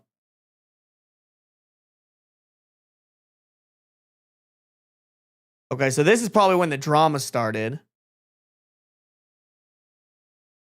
3 days. 19, 20, 23, 24. Last month. Okay, so she didn't even stream that much last month. I guess she could have deleted VODs, but 1, 2, 3, 4, 5, 6, 7, 8 streams last month. So like one stream every 3 to 4 days ish. I mean, I would venture, listen, I don't know anything about her social strategy. This is just me looking very quickly at her. There's no way she's not privated now, right? Oh, no, she isn't. But she's also small on these. Like, maybe her YouTube's like figured out or something. VOD channel. Nope. Also nope. Yeah, there's no way she's doing Twitch full-time, chat. I'm curious how she got 14K followers on Twitch. That's actually crazy with how small her other socials are. I'm putting in the executive decision. I don't think she's a full-time streamer. I don't think she's a full-time streamer based off what I'm seeing. Botting most likely. Here's the thing, y'all.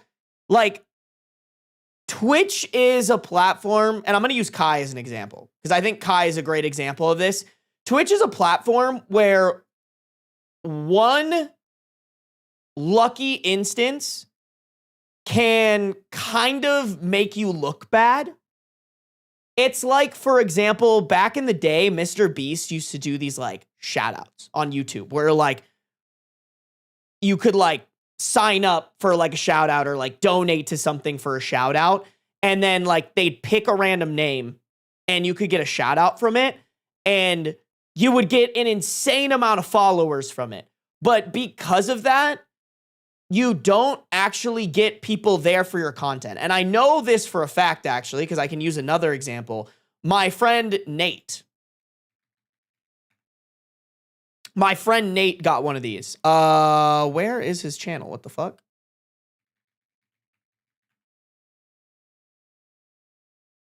Oh?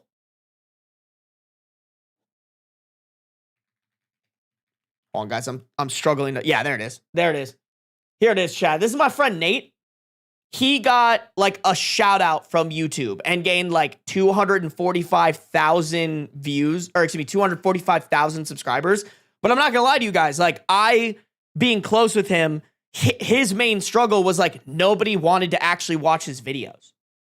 Like, that was a big struggle for him, was like he got those subscribers off of Mr. Beast. And I think Twitch is the same way. Like, that happened to Kai. Like, I don't want to say that this person didn't get the followers legitly. Like, I don't think it's, you know, we're not here to accuse them of like botting or something like that when we have no evidence to that.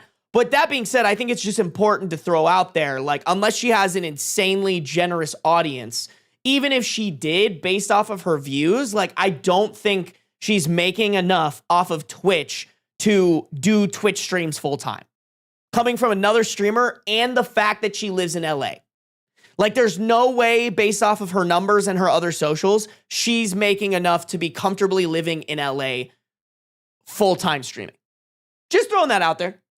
Just throwing that out there. So I think, you know, it might be unfair to throw on the, like, well, she's just a full-time streamer that, like, you know, doesn't have a job or whatever, and she's, like, sticking to a schedule of her streaming, and there's no way she can make time. I don't think that's the case. That's just me throwing out a claim there that, based off my educated guess, which I would say is pretty educated based off of like being in this, like, I would say that like she's probably doing another job here. So it might be good to, you know, not saying that any of her entitlement is justified, more just saying like, I think it's totally plausible that she's not lying. Like, she has to work a lot to pay for her place in LA. And so therefore she can't make up any other time. She had just this day to get her haircut, which is upsetting. It is upsetting, but I think that just goes into further like, hey, if you have one day to get your shit done, like, you got to be early to that shit, you know? Oh, guys, let me mess with the audio here.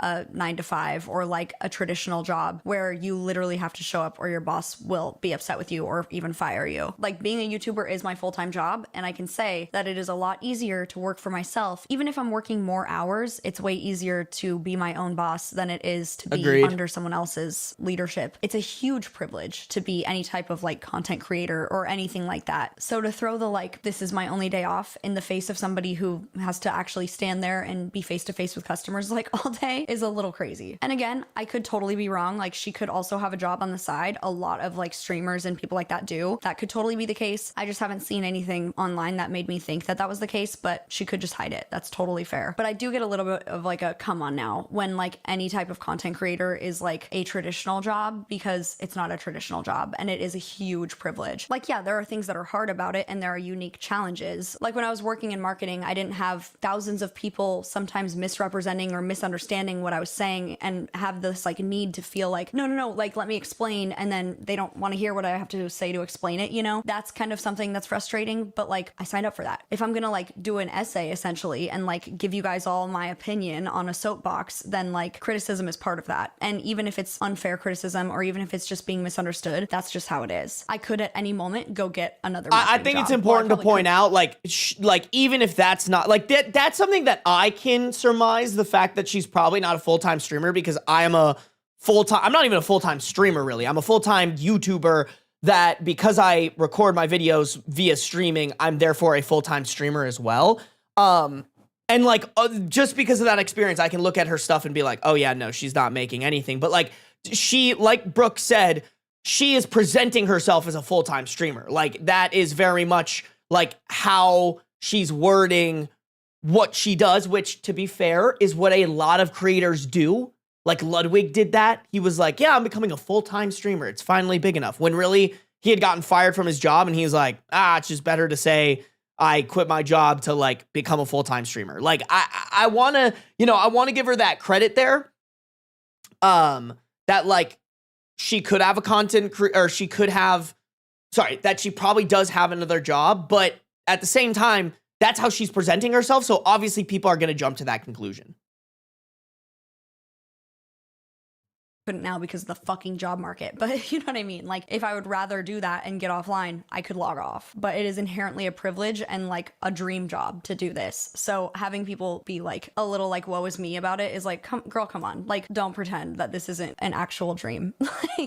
Like, if you're a girl, you understand. I was gonna go get my hair cut. It was early in the day, and then I was gonna walk around Pasadena, go get coffee, go shopping. Like, it was gonna be a good day. I get this. I do totally get this. I completely understand that, like, you have your day planned out and it's gonna be a cute day where, like, I do this a lot if I'm gonna get my nails done or something. It's like, then I'm gonna go do this, then I'm gonna do this. And it's like, you make a little, like, outing day of it or an errand day. And it's like, you kind of have your, like, cutesy little day planned, especially if you like the way that your hair ends up when you get it cut. Then it's like, oh, my hair will be fresh and I'll go out on the town, you know, shop around Pasadena, like she's saying. I completely understand that. And I so get the, like, human frustration of my days not going the way I anticipated my day going, even if it is my fault. Like, there's been times where I've fucked up a fucking appointment or whatever, or gotten an appointment wrong. Like, I thought my appointment was for a different day than it was, and driven somewhere, gotten into the parking lot, and then realized it and been like, fuck, like, my fault, totally. I didn't even interact with the fucking office or whatever, but like, it does throw a wrench in your plans, and that sucks. Like, it doesn't matter whose fault it is, it sucks. It just sucks. It's ass. But like, no one's stopping you from doing the rest of that. Like, salvage the day, you know? It sucks. Be in your feelings for a minute. It's not the hairstylist's fault though. That's the thing. It's very much like misplaced anger. You're so allowed to be frustrated that this was the way your day went, and like have a shitty beginning of your day, and like a frustration of like, dude, everything went wrong. I just couldn't get there on time. And like, even if you feel like it wasn't your fault, even though, but like, sometimes you just want to be in your feelings about it, and that's valid and that's fine. But when that's the case, like, it is nice to sometimes just sit in your car, have a moment, be pissed off, and then watch that TikTok of the guy getting the llama at the GameStop and going like this and playing with it to the employee's face because it's the funniest fucking TikTok in the world. I have Shout no out to idea the what guy she's who made that talking about. TikTok, because every time I think about it, it makes me giggle. Oh. This one. Thank Are you you. allowed to like hold items in the store? So I can, unfortunately, I'm not able to since we have just reached November. They took it off in November?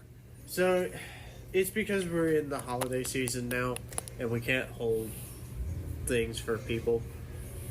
Since So- it's kind of the last day, if you want, I can hold this for you, but I can only do it for a week. Only for a week? All right.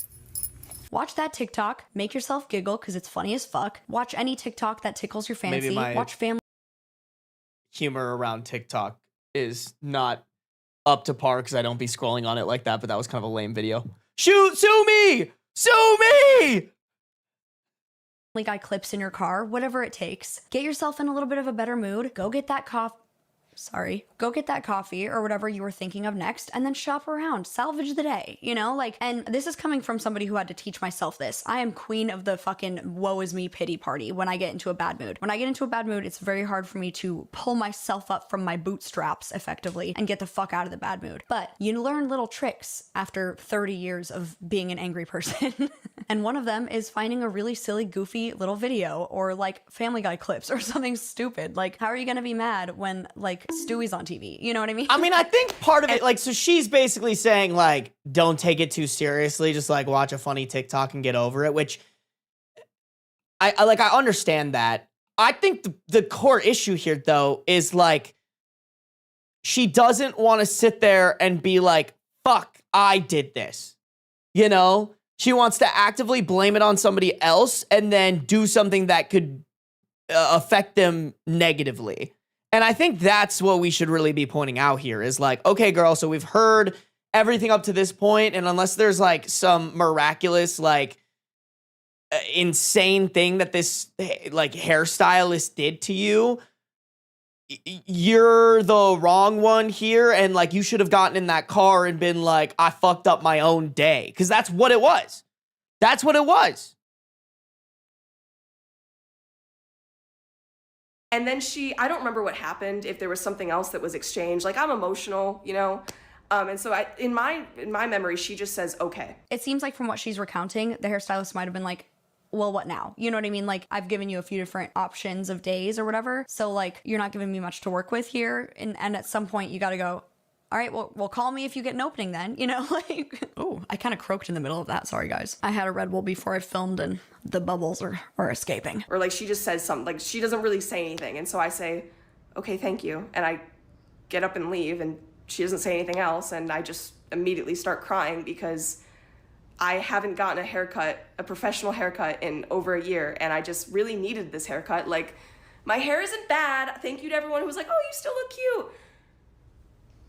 It's so bottom heavy. I don't have any layers. Like, this is just my hair if I came out of the womb and like grew it plus some bangs, okay? And then I left a review. So why? Because you didn't get a service done by their salon, so why'd you leave a review of their salon? Unless it was a situation where, like, you walked in and were, like, accosted or something. Like, what in this interaction was review-worthy? Because you did this to yourself. Like, you're so valid to be in your feelings about the fact that, like, you didn't get to get your hair cut and it sucks, and whether or not it was your fault, it still sucks. Like, it's a bummer. But why are we taking it out on the person who did their best to help you and gave you water and, like, sat with you and did a consultation with you and then tried to make it work on a different day? Like, fuck did she do? And they responded and then deleted it.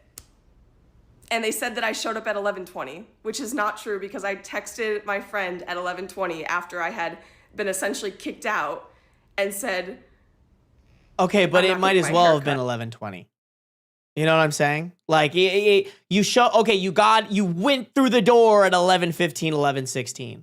Okay, but by the time you sat down in the chair, showed her what you needed and like what needed to be done, it was 11:20. You know?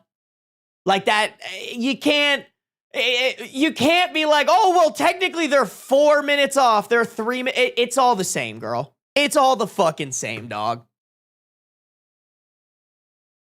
But I'm crying. Like, I texted them at 11:20 and said, like, I'm not getting my hair cut.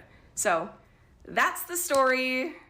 And fuck that hair salon. I think that lady needs to work on her customer service. And also, like, I would have tipped her amazingly. I understand that I should have been better about my time management and I could have been there earlier. And you know what? That would have reflected in my tip. And so she didn't get my money, and I'm glad at the end of the day that I didn't get my hair cut by her. But yeah, you ruined my fucking day off. That's why you cried about it and posted a TikTok about it and made a 1-star review because you don't care. Like, sorry, I'm probably a dick for that one, but like, come on, girl. You can't be like, I didn't even care, bro. Yeah, you did. You cared a lot. And I wish I didn't let you, but you did. So fuck you, Strand of Soul in Pasadena. Weird as fuck that you deleted the response to my review too. You're weird. So, okay, we get super aggressive there at the end. What the fuck? Also, this, like, Karen moment that comes out at the end of, like, oh, and you could have had my money and I would have tipped you, but you don't get my money now. Like, that's such a, like, Karen, like, esque thing to do of, like, holding the, like, I pay you over somebody's head. It's really, like, patronizing and gross, talking down to, like, a customer service employee, and I hate that. She's, like, a licensed professional. She's not a fucking child. You're not better than her. She doesn't need your precious tip money. Like, she knows knows that she would have gotten paid had she taken you. She didn't have time. She's not scrounging for fucking tips. Like, I hate that attitude of like, well, you don't get my money then. She knows. She knows how it works. Your money's not worth your attitude, probably. It reminds me of when people like throw a fit in the restaurant or something like that and they get kicked out and they're like, oh, I'm never coming back here. You'll never get my business again. And it's like, thank God. Also, I'm sure Let the me show you the hairstylist didn't even want to do the haircut anymore at that point. Like, if the vibes were off, she's running late, she doesn't want it to like hurt like another client who's gonna be in the seat in a couple of minutes. Like, also, out of all this, y'all, I and maybe this did happen, but it doesn't sound like, you know how some places when you miss an appointment, they'll like charge you a fee for just booking that time and not showing up. Like, it doesn't sound like she did that. And that is such a big W. Like, girl, she is eating the cost because you were irresponsible. She just lost out on all the money that you would have generously tipped her because you showed up late. I don't know. It's just disrespectful. It's just, they're like, the level of disrespect is so unnecessary.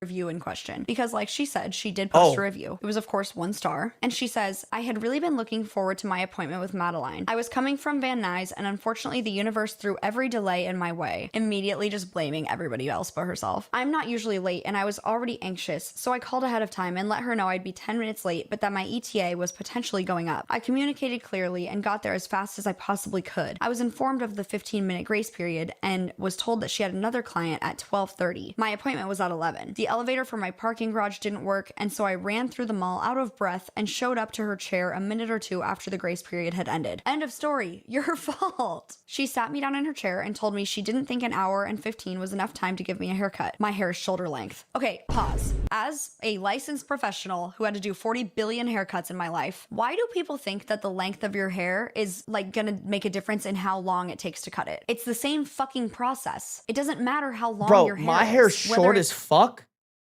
This shit takes at least an hour. Like, there's not that much. I mean, you guys have seen me with my hair like not cut when it grows out. Like, it's not that different. This is a little bit longer, back's a little bit longer. This isn't faded or anything like that. It takes like an hour to do my hair, like my full haircut. You know, and to do it well. And I'm a stupid dude with short ass hair. Like, girl, honestly, if I'm being real, like an hour and a half, I'm kind of like, wow, damn, like you can cut all that in an hour and a half, bro. Like, I'm trying to remember like how long my last haircut was, but it was damn near close to an hour. You know? And like, I don't have girl hair. I'm just assuming the second that your hair gets down to here, you have to add at least 45 minutes onto that shit.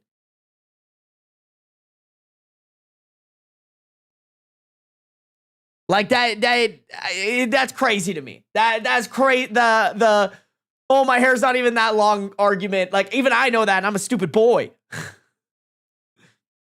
it's to your waist or whether it's a pixie cut. Sometimes those are way longer to do because of the like intricacies. You have thick hair, which is a good thing. Your hair's beautiful, but you have thick hair. And in that, there's a lot of hair. And if you want layers and things like this, I don't know what her inspo pic was, but she's talking about layers. That takes time. And when you get your hair cut, it's typically like wash and then cut and blow dry. Yeah, And I mean, takes like, a why long would we time. ever Why trust the Twitch streamer who knows nothing about cutting hair over the girl who like does it professionally, gets paid for it? You know, like, why are you the authority piece on like, well, they could have done it, you know? Not Brooke, by the way, the cruel rice girl. Like, oh, like my hair's not even that long. Okay, but you know nothing about cutting hair, bro. Shut the fuck up.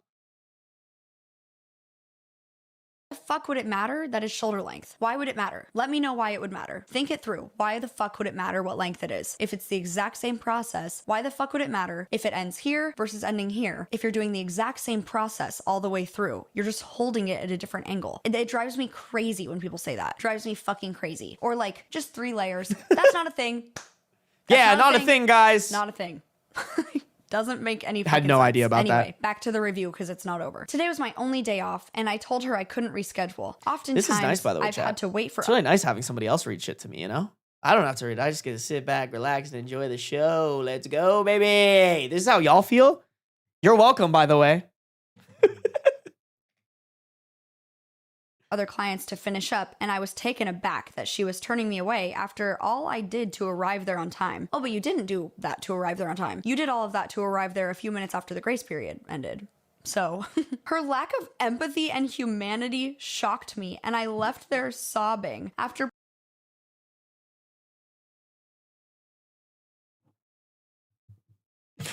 Bro.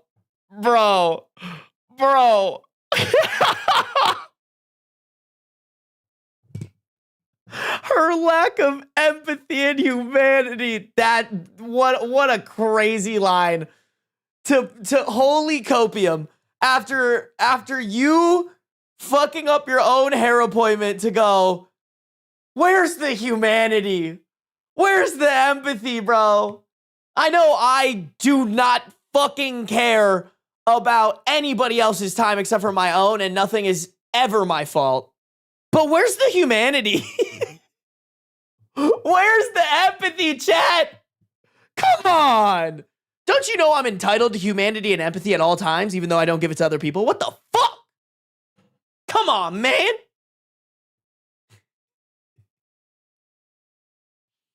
Actually, let me my whole day around this haircut. fuck with the audio again. Maybe she'll fix herself.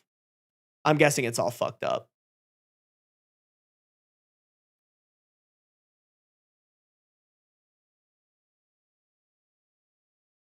God, I gotta figure this out.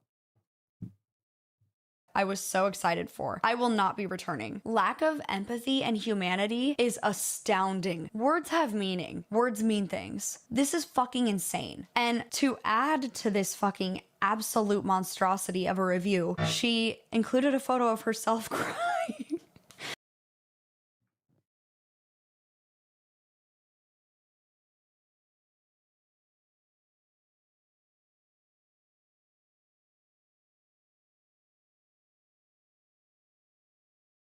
Yo, chat, candidate for a new Bad Luck Brian meme.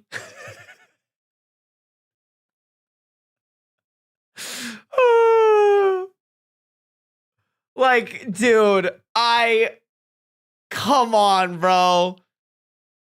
Come on, bro. Like, y'all, it's giving insane levels of main character syndrome. It's giving only child for sure. I would put money on that, chat. If we gotta bet the house, I'll fucking double it, you know? Like,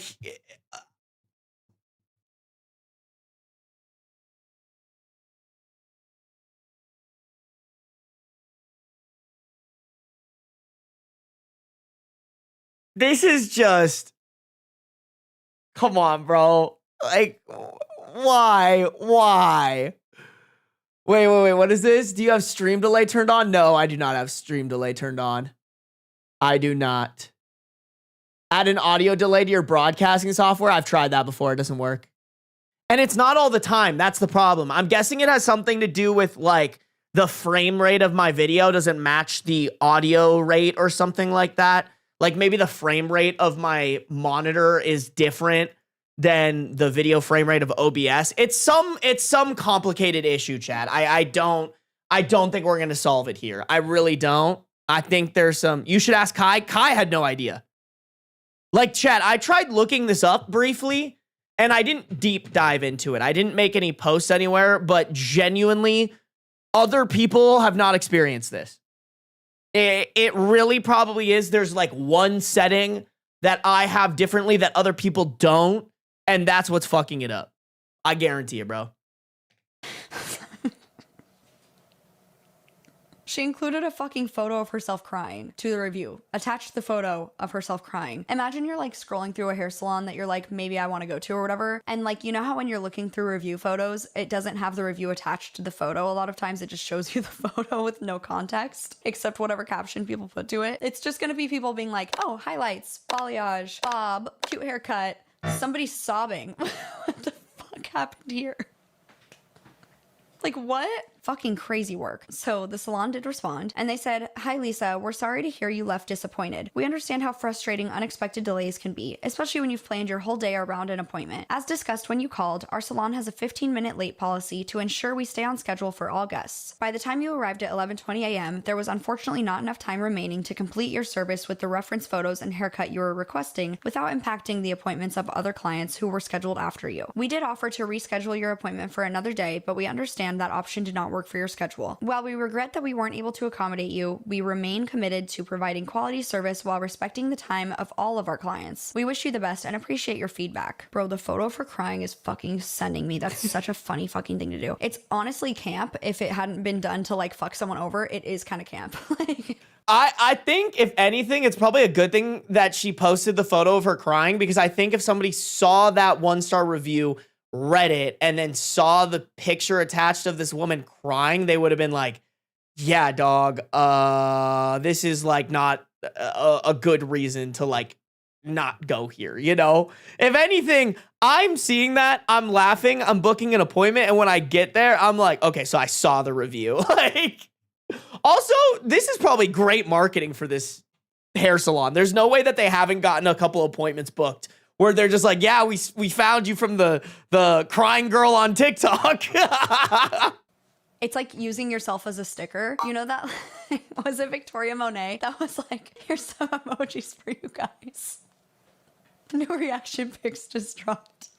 That's what it's giving. No, for real. I think we could meme the shit out of that. Like, Bad Luck Brian-esque. I don't remember any of those memes, but it's just like you could just throw that on that meme and I think it'd be the same thing. And she'd low-key deserve it, bro. I'm gonna start making stickers of myself. Let's start doing that. That's camp. Well, other than the review response that was like very professional, I bet you'd be wondering what the stylist has to say about this. Let me tell you, she did make a response video. So let's take a look at what she had to say. My hair's Hi, I'm Madeline, and I am the hairstylist Oh, T. that this whole drama is about. So, to give you a little explanation, if you want to go into the full story, you can totally click Lisa's original video, and there's this video and another video where she says fuck my business and fuck me. You can watch that and get the gist, but basically she was more than 15 minutes late to her appointment. I do give a 15-minute grace period. She wanted a very textured, layered haircut. I'm very detailed oriented. I don't like to rush, just like her. Oh, damn. Oh, shit.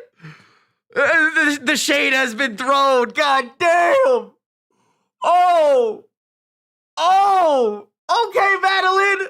I see you with that heat.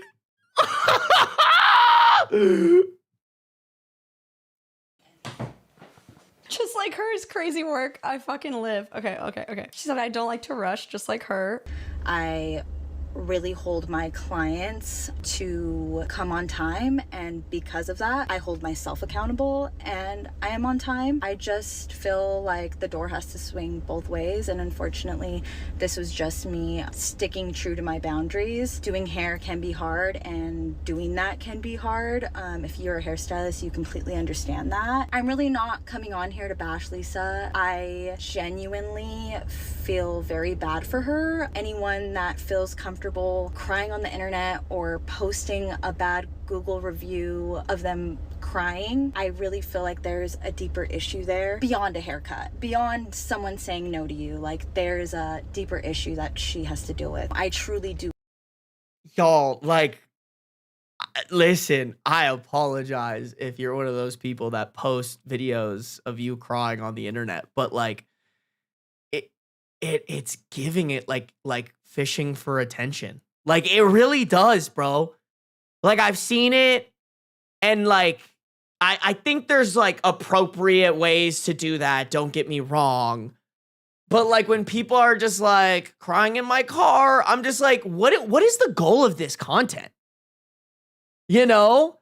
What is the goal of this content other than you feel like you don't have attention, and a way that you can get attention is recording yourself crying and posting it on the internet? Like, y'all, from what I know, there is one video of me crying, and I am scared to watch that video back myself, let alone post it on the internet would be fucking crazy. Like, I've never understood that. I don't think it's healthy to be like, I'm gonna post videos of me crying on the internet. You know, show us? No, absolutely not. Absolutely not. I think one day when I'm really feeling, you know, silly goofy with it, maybe I'll bring it out. But it's like embarrassing. Like, it's embarrassing. I don't want people to see that. I don't want to post a video of me like crying in the moment. You know, not that crying should be something that you're ashamed of, but I don't think it should be something that you utilize for views. Call me crazy for that. Call me crazy. I stand by that. Wish her the best. I just really wanted to make this video to say thank you to all of the people that are sticking up for me and showing me support. I am a hairstylist. I work 6 days a week. I only take Mondays off, and I work anywhere from 8 to 10 hours a day. I don't schedule lunches. That's why I really value my time and I value your time, because it can really throw my whole day off, and I believe in giving you quality work. And if I'm thrown off, your haircut is thrown off, and my work isn't as good. So real quick, Larner, thank you for the 3 gifted subs. Sorry, we're kind of in the middle of reading this, but if you guys got a gifted sub from Larner, you better be saying thank you. All right, chat, we have good manners here. I really try to give my clients the best quality as I could possibly get and be transparent. Like, sometimes we have shit days and people fuck up our coffee order. There's hair in our fucking food. At the end of the day, someone's showing up, doing a job. Just respect one another, you know? Dude, you guys are saying it in chat, like she's a PR genius. Like, there's no way they didn't get more clients from this, bro. She is, like, don't get me wrong, she's given her side, but I feel like at this point, everybody's probably, like, calling out the bullshit anyways, and she's just like, let me make this video and talk about our values, and surely, like, there's no way that they didn't get bookings from this. Like, shout out Madeline, man. Shout out Matt. This might, low-key chat, this might be the best thing that ever happened to Madeline. All it cost her was one-star review with a picture of a girl crying. Shit, she should say thank you to Cruel Rice. I don't know. I just wanted to say thank you. And I would be remiss if I ended this video without showing you some of Madeline's work. She is a super talented hairstylist. Oh, bro. Oh, my God. Yeah. Like, and at the end of the day, I think this is just a thing that Lisa's going to learn from, and I hope that there's no way she's not booked out like 3 months, bro. There's no way she's not booked out 3 months. it just makes her a better person, and she can look back and be embarrassed about it later. I don't know how young she is, and I don't mean to be patronizing if she's not much younger than me. She just looks younger than me, and I mean that as a compliment. I'm 30, so, but in a way where I mean this very earnestly and non-patronizing and more as like a big sister. Just take this as a lesson to do better next time and be much more patient and kinder with the people around you. And next time things go wrong, don't jump straight to blaming others. Instead, sometimes even if it sucks, you do have to blame yourself and just sit in that, even though it fucking sucks. And don't cry on TikTok. Unless it's for a bit, in which case it can be really funny. All right, guys, I'm gonna call it right there. For more, so and like I think that's the crowning piece of it is like at the end of the day, she didn't do anything abysmal. She did something very out of touch that's like fun to react to and point out and be like, that's fucking crazy. At the end of the day, she didn't do anything that she couldn't dial back and like come back from. What I will say, Chad, if you guys remember from the beginning of the video, she is privated now. Like, this girl is private on TikTok. I wonder if I can pull it up. So I'll show you what I'm talking, because she was gonna get a haircut, but then she didn't get the haircut. So I'll show you what I'm talking about. Just went. Okay, wait, where is it, bro? On Maine. Maybe she was out. I'm in San Diego. It was here. There was like a part like at the beginning where you could see that she's on private. She didn't. Oh yeah, right here. Oh no. Oh, it was later. It was later. There's a part where you saw she was private. Like, I think you see this like level of people being like, damn, like you fucked up. Just make a video and it's something not that serious. Like, not that you shouldn't be an entitled person. Not that you shouldn't like blame the universe for all your shortcomings or excuse me, Not that you shouldn't be called out for blaming the universe for all your shortcomings, but like when you do get called out by people and you're so clearly in the wrong and so many people are saying that, like you could just make like a little TikTok that's like, I fucked up. Like there's no private TikToks. Sarby. Like she could just make a instead of going private, she could have just made a TikTok that was like, clearly there's some self-reflection here. I'm gonna go do that. Sorry, I'm gonna delete my 1 star. Like that's all she has to do. You know, it's a little bit like Bam, Bricks and Minifigs. Like further diving deep, where if they just went, okay, we're gonna do an investigation and we're gonna reimburse Brian for his Legos at the real value that we owe him. Like, then people aren't going to dogpile, you know?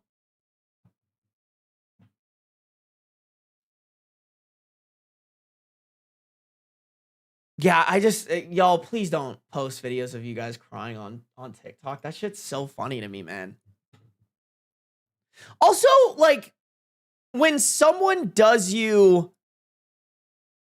I don't know, that just, like, is such an I don't know. I guess I'm not a woman. I understand, like, getting a haircut and getting a good haircut and getting like a haircut after a while is like way more important to women than men, you know? So like, I get it. It has to do with how you look. So maybe I shouldn't talk too much shit about it, but I'm just like, that's not like, that's such a first world problem, man. You know, it really is a first world problem. Like you're lucky that your biggest thing that messes up your day is the fact that you didn't get the haircut that you wanted. As much as it's important that you should get that haircut, like respectfully, there are some people who don't know where their next meal is coming from and they haven't gotten haircuts professionally ever in their entire life. Like that's a luxury.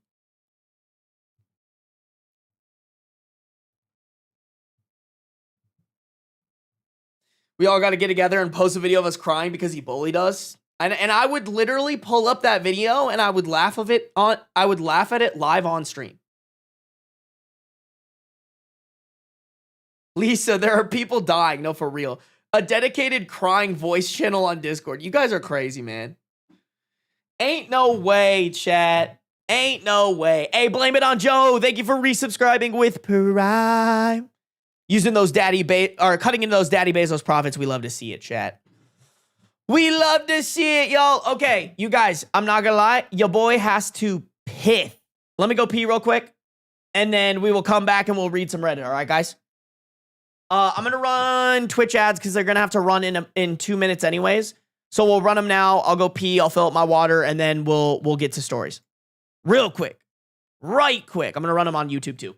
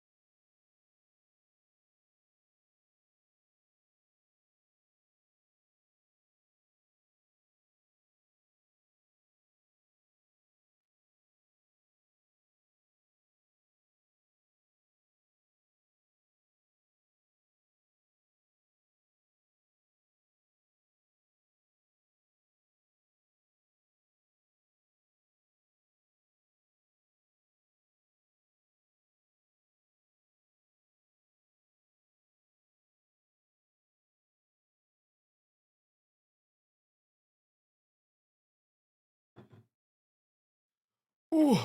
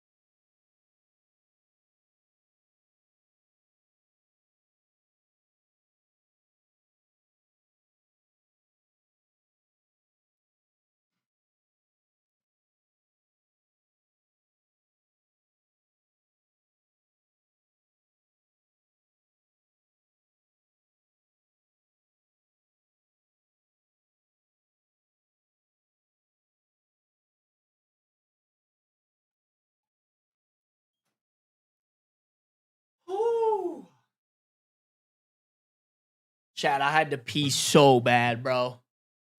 I had to pee so bad. He grunted at us on purpose. I was really just grunting at soap, bro. For real. Sarby, what are you having for dinner? I don't know, bro. I don't even know what I'm fucking doing in an hour. How do you think I know what I'm fucking doing? Not soap. Soap, I didn't think you were in here, bro. I didn't think you'd be in here. Be a real streamer and pee in the bottle? Absolutely not. I don't remember the last time I peed in a bottle, Chad. It had to be when I was in like high school or something. Restart for editors. Thank you, Katana. We'll do that. I'm always here. No, you're not, Soap. That's just factually not true. Sometimes you be dipping because you hate me.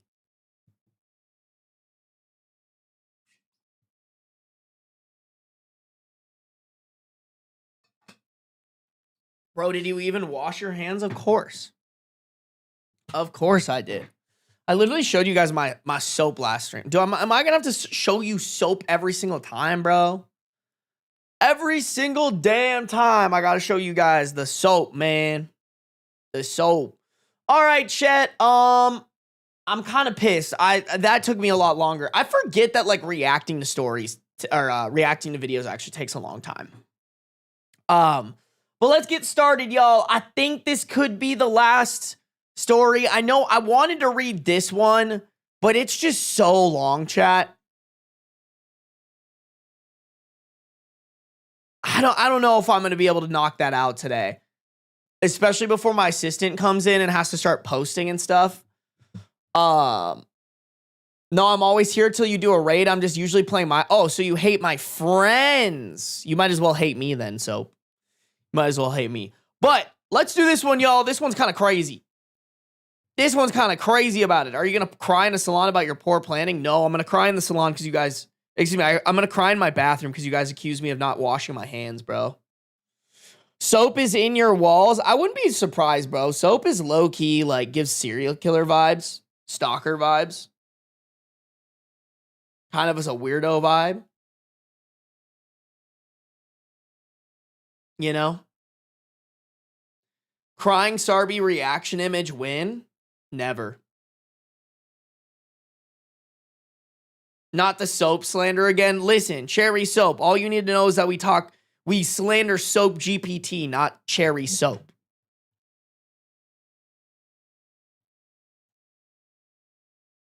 I cried at the dentist once. It was awkward. What were you crying about? That's crazy. Chat, if you guys are on the YouTube, make sure to like up the stream. We got 66 people watching, 57 likes. It's actually not too bad. Not too bad. If you guys are on the Twitch, make sure to follow no matter where you're at. Turn on the post notice so you can be notified whenever I go live, baby. Whenever I go live. Alrighty, chat, here we go. Am I the a-hole for cutting off my daughter after she slept with her sister's husband? Oh, posted to posted to r/am I the a-hole relationships on July 3rd, 2026. Damn, this one's fresh. I, 59 female, have 2 daughters, Emma, 35 female, and Chloe, 33 female. Emma has been married to her husband, 36 male, for 11 years, and they have 2 children together. No, not the kids. Oh, that's terrible. Chloe has been married to her husband, 34 male, for 8 years, and they have 1 5-year-old son. Damn. So not only are there kids involved in the affair side, but there's also like the person, like there's kids on both sides. You know what I'm saying? Oh, dear Lord. How do you explain that to your kids growing up?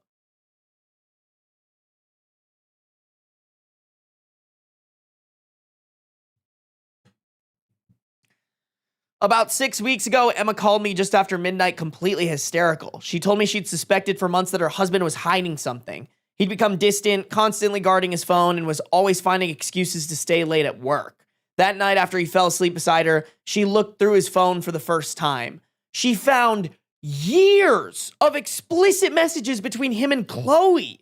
The affair had been going on for almost 4 years.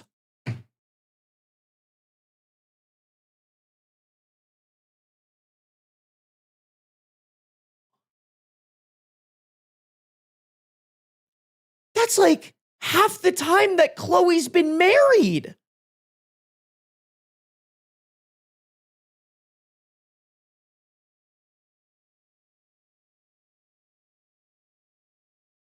Four fucking years?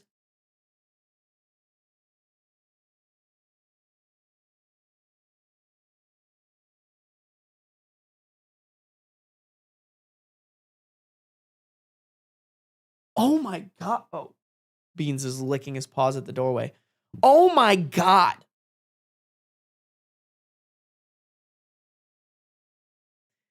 Emma was devastated. She kept asking me how her own sister could do this to her. A few days later, we were at my brother's birthday party when Emma confronted Chloe outside. Ooh. Not the place to do that. I mean, I get it, but not the place. Chloe denied everything at first and insisted Emma had misunderstood. When Emma said she'd read the messages herself, Chloe completely fell apart. She started crying, admitting the affair, and kept repeating, "I don't know why I did it. I'm so sorry. It was the biggest mistake of my life." Okay, it's really not if you, like you're really not that sorry and you don't think it's the biggest mistake of your life if you've been doing this for 4 fucking years. Oh yeah, Emma asked how 4 years could possibly be a mistake. Chloe had no answer. No, for real. Like, how like, holy copium. You can't be like, it's the biggest mistake of my life that I've been doing for 4 years. Like, shut up. Nah, bro, you're just a really fucking bad person.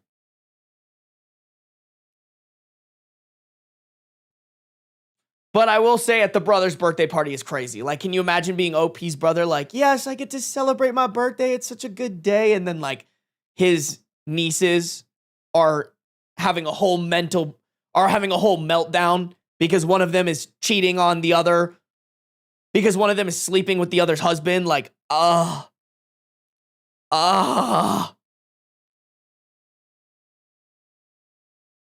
argument escalated into a screaming match. Chloe tried to slap Emma. What? Why the fuck is Chloe slapping Emma? Emma should be slapping Chloe. Chloe tried to slap Emma, but several relatives stepped in before she could. Chloe's husband quietly took their son home after realizing what had happened. Oh yeah, poor that husband is innocent too, bro. Damn. Within days, he told Chloe he wanted a divorce. Emma also filed for divorce after her husband admitted everything. Chat, what if we make this more messy and... Chat, what if this gets more messy and Emma and Chloe's husband get together?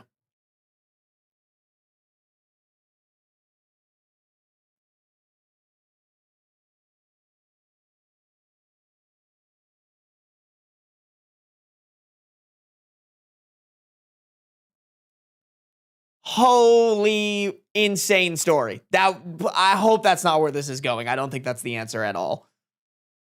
After it all came out, Chloe called me 82 times in one day. I answered once because I hoped she was calling to explain herself. Instead, she cried the entire time, begging me not to abandon her. She said she'd already lost her husband, was probably going to lose shared custody of her son, and couldn't bear losing her mother too.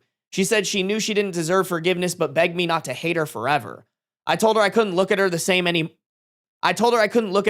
way anymore. I said this wasn't one decision. It was years of lying to her sister, her husband, and the rest of us. No, for real. I think that is, don't get me wrong, cheating in and of itself is bad and terrible, but like cheating in like a moment of weakness is, while still bad, not as bad as cheating for 4 years fucking straight. And also, like, if that's the case, like,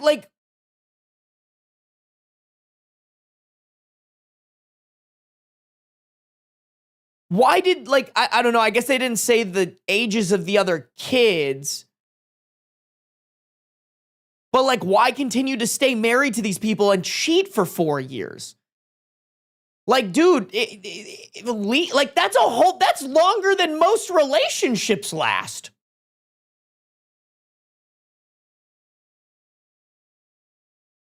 And if you're doing it for 4 years straight, like at that point, you guys are probably into each other. You should get divorced anyways.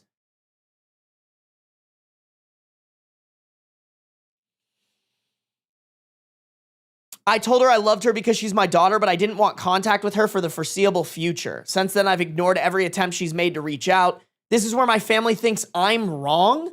My sisters say Chloe has already lost everything. Her marriage, her relationship with her sister, many of her friends, and likely the family she's dreamed of giving her son. They say she's genuinely remorseful, has started individual therapy, and isn't trying to justify what she did. They argue that if a mother won't stand by her child after they've hit rock bottom, who will? I mean, I think that should just say everything about how much they fucked up. And like, hey, dog, Chloe has already lost everything. Yeah, and that's her fault.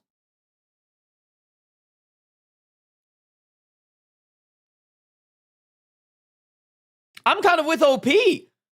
Like, part of her punishment is, hey, bro, I'm going with the sibling that didn't cheat. Didn't betray their own sister for 4 years. I'm sorry you have a problem with that. Maybe you should have thought about that before you cheated with your sister's husband for 4 years.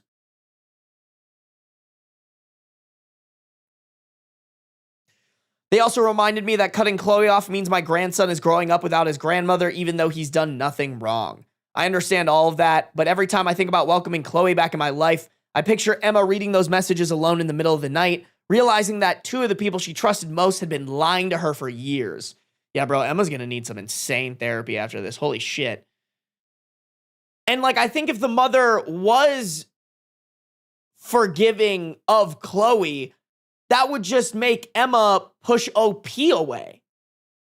You know, why push away why create any reason for distance with the person who needs the most support and did nothing wrong versus the person who threw a whole fucking nuclear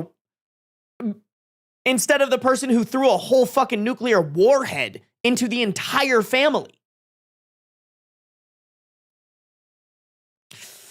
I don't know if I can move past that. My family says I'm punishing Chloe forever for something she already deeply regrets. I feel like I'm simply refusing to pretend it never happened. Am I the a-hole? I know a lot of people are used to seeing cheating posts and always thinking they're fake, but what would you do if you were in my shoes?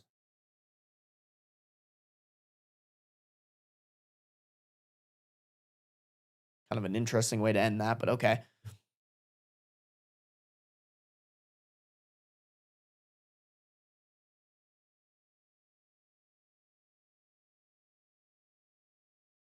Yeah, I mean, you guys know me. I'm a big fan of like people enduring the consequences that the actions that they took. Sorry. You guys know me. I'm a firm believer of like enduring the consequences of the actions that you took when it comes to doing people absolutely insanely dirty to an unforgivable level. I feel like this is it. I feel like this is another case when like Chloe should be unforgivable from every side of the family. Like, I would even argue that, hey, maybe you should evaluate if you want to keep around the family that are like giving her a free pass, because what the fuck? Like, what do you mean? You're like, oh, she's remorseful and like really sad about what she did, even though she did it for 4 fucking years to the people that she's supposed to be the most loyal to. Her husband and her sister. I'm sorry, I don't think we should just like breeze by that. I don't think there should be like a time frame on when I can forgive you for doing that. Like, that is an insane breach of trust that nobody should get back from. Emma should never forgive them, and I don't think OP should. Like, this is OP's family that she is lighting a bomb in.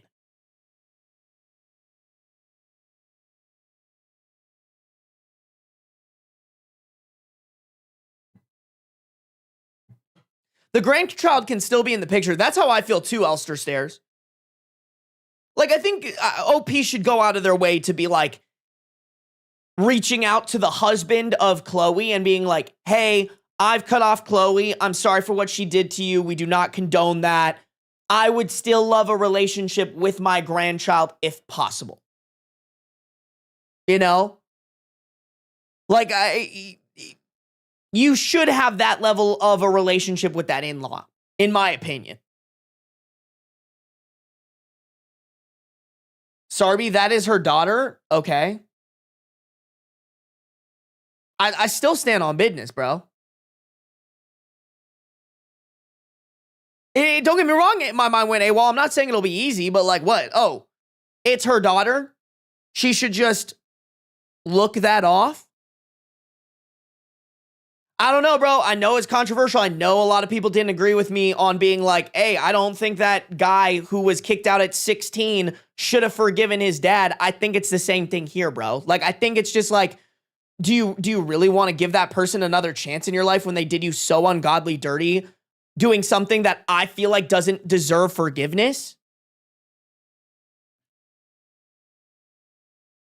I don't know, bro. I mean, listen, if you were in the same situation and you want to do that, that's fine, bro. I can't stop you. But I'm going to sit here and tell people, especially OP in this situation, hey, you're not making the wrong choice in wanting to cut her off forever. I really don't care that it's her daughter. Like, that makes everything worse.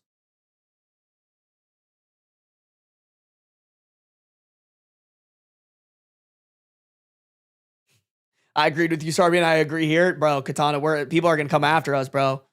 The YouTube comments did not like that one.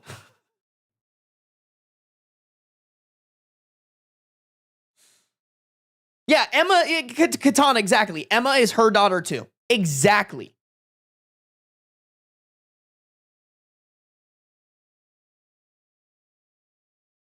Like, you got to go with the daughter who's the victim here, not the daughter that is the one that caused the issues.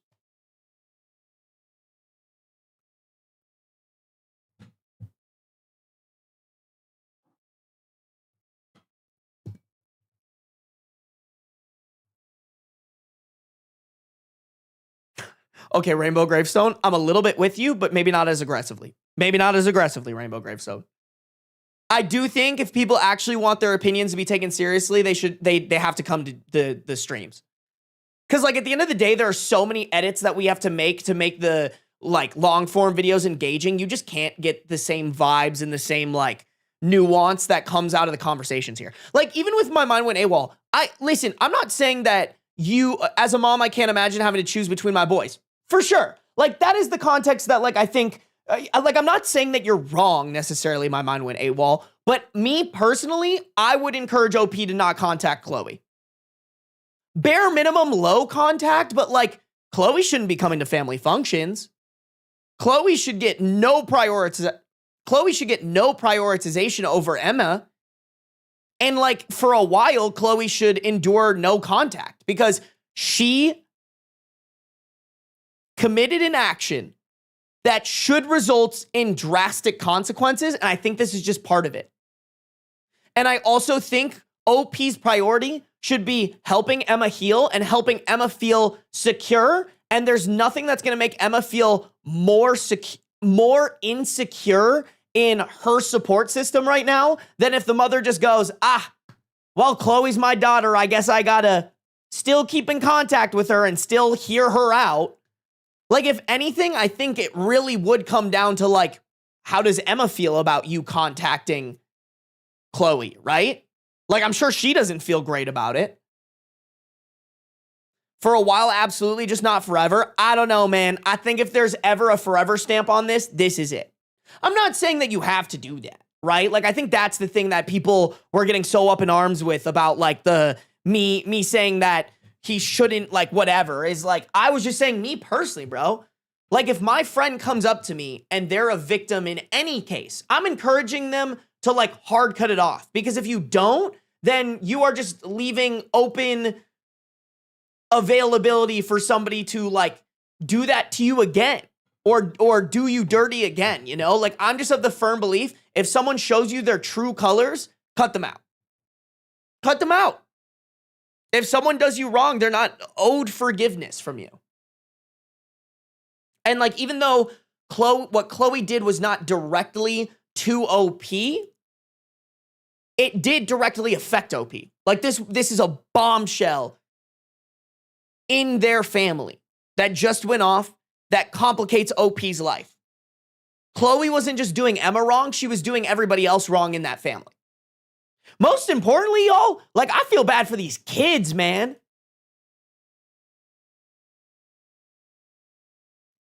Yeah, when people show you who they are, believe them. That's how I feel, Bouncy Ball. I get that some people can change and whatnot. Like, I'm not saying that that's not possible, but I think it's just safer to not go about, like, letting people who do crazy, heinous shit like what Chloe did or what that dad from that previous story did. I just don't think, as the people who were abused, you should just, like, hands washed, back in my life. Like, you're basically just giving them another opportunity to betray you. And they might not. They might not betray you, but I think that's just a waste of your time, and I would encourage anybody to not do that. If she could do something like this, she could do anything. That's how I feel too, Cottonmouth Queen.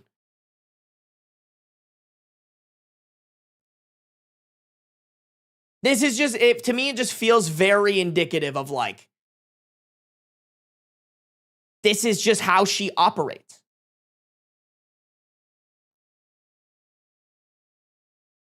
Chloe really tried to downplay her actions and try to make it seem not that bad. That's how I feel, Maya. That's how I feel. I'm sorry, girl. 4 years? Insane. 4 years is evil shit.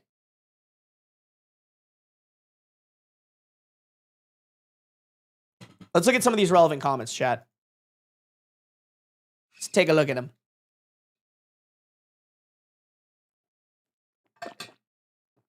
Oh my God, guys, I forgot to start and stop the recording. I know somebody reminded me and I totally fucking forgot. Sorry, editors. My bad. I might, honestly, render this out separately for them because this is going to be the only story. I might as well, actually, because I'm on the right computer to be doing that for them. Okay, Commodore 1. Sorry, relevant/top comments. Commodore 1. Not the a-hole. She's not genuinely remorseful. She's sad she got caught and is facing consequences. Ding, ding, ding, ding. Can't you have a relationship with your grandson via his father? Tell your sisters to mind their own businesses between you and your daughters. Nothing to do with them. Agreed. Also, question if you should talk to those sisters still. OP, I can kind of have a relationship with him, but the problem is that he wants his child to grow up closer to his own family who lives in another city rather than his ex-wife's family. Damn. I mean, based off of that, I think even if you did have Chloe, even if you did keep contact with Chloe, you probably still wouldn't have this child in your life. Like, I think all you can really do is reach out to him and just really communicate to him that, like, you do not condone what Chloe did and you would love to still have a relationship with the grandson, you know? I think that's all you can do in this situation, man. Commodore 2, Commodore 2, I personally can't think of anything my kid would do that would cause me to cut her off permanently, but I would probably take a break for a while to organize my feelings. Wait, so if y'all's kids, like, committed murder, that wouldn't, like, do it for y'all? Because low-key, for me, I think that would do it, for sure. For sure. Like, I don't know, man.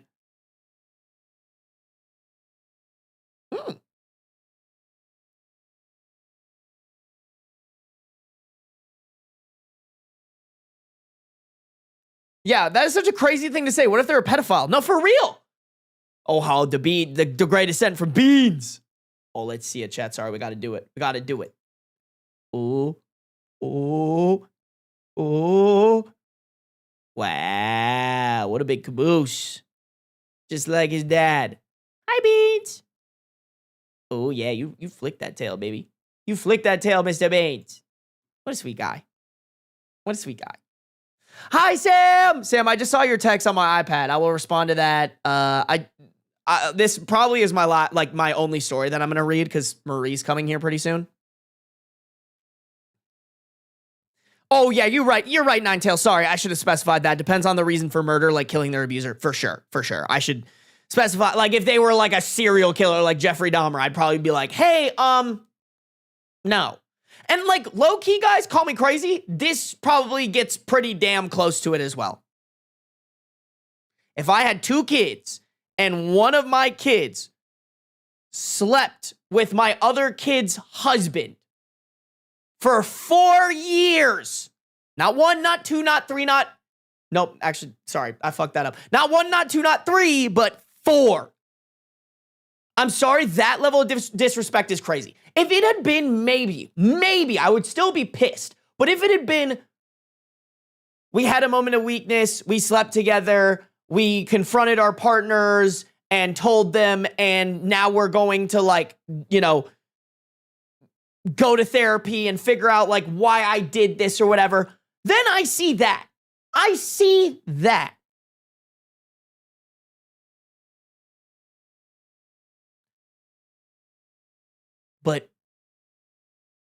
But fucking, but fucking 4 years? 4 years? How could you ever trust that daughter ever again, bro? By the way, Sam, hope stream has been fun. It has been fun. It has been fun. Chat always makes stream fun. There is 10,000% nothing that could happen that would make me willing to cut off my grandkid. What Chloe did was unforgivable, but I would ask you, how would you feel if something happened to Chloe right now? How would you feel? If you don't feel anything, then have your answer. If you don't feel anything, then you have your answer about what you want to do. Okay, this is, like, dumb and high-key manipulative. Am I crazy for saying that, chat?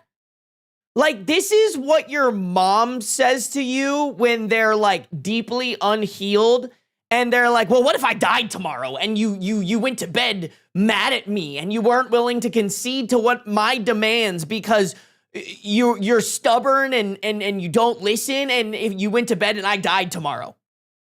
Like, that is the most insanely, like, manipulative comms from probably, like, what I just described as, like, a mother who would do this to their kid. And also, like, their reading comprehension is just, like, at 0 for me, because at no point did OP say that she wanted to cut off her grandkid. I never got that read. I never got a read that was like, fuck Chloe and fuck seeing my grandkid anymore. Like, she was genuinely like, okay, I would definitely love to see my grandkid. That'd be pretty damn cool. Pretty damn cool. What did OP reply to that? It depends on what happens to her. If she's struggling with her mental health or got into an accident, I would obviously come help her like a mother would. I admit I might have been harsh when I told her the foreseeable future, but I was thinking of my daughter Emma and how she would be feeling right now. I love both my daughters equally from the moon and back, but I'm just torn at this decision. Okay, really? Your love wasn't a little bit tainted by one of your daughters doing the other one dirty? Like, I think it's okay to be like, okay, this is my daughter and there will be some love here, but, like, you can diminish love. Like, you can, like, I genuinely would kind of see this as cheating, chat. Oh, shit. Hold on, guys. Oh. Oh.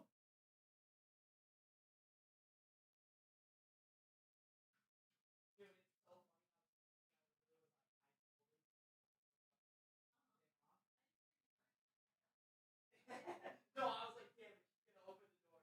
I'm still streaming. I'm trying to wrap up. If you want to work on it, yeah, then you don't have to. Yeah, I'd say work on Snapchat. You are behind. Oh, cool, cool. Okay, I mean, maybe just get like really ahead on Snapchat as far as really. I would do that. Yeah, I would do that. That's probably better. I'm gonna trap Beans in here so he leaves you alone. He's a little riled up. What'd you? Oh, yep. No, you're good. Hold on.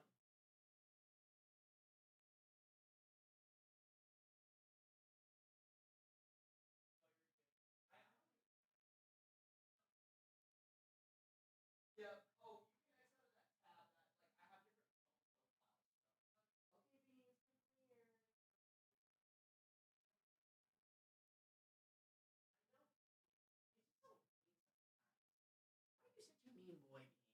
just be so nice to Marie instead of trying to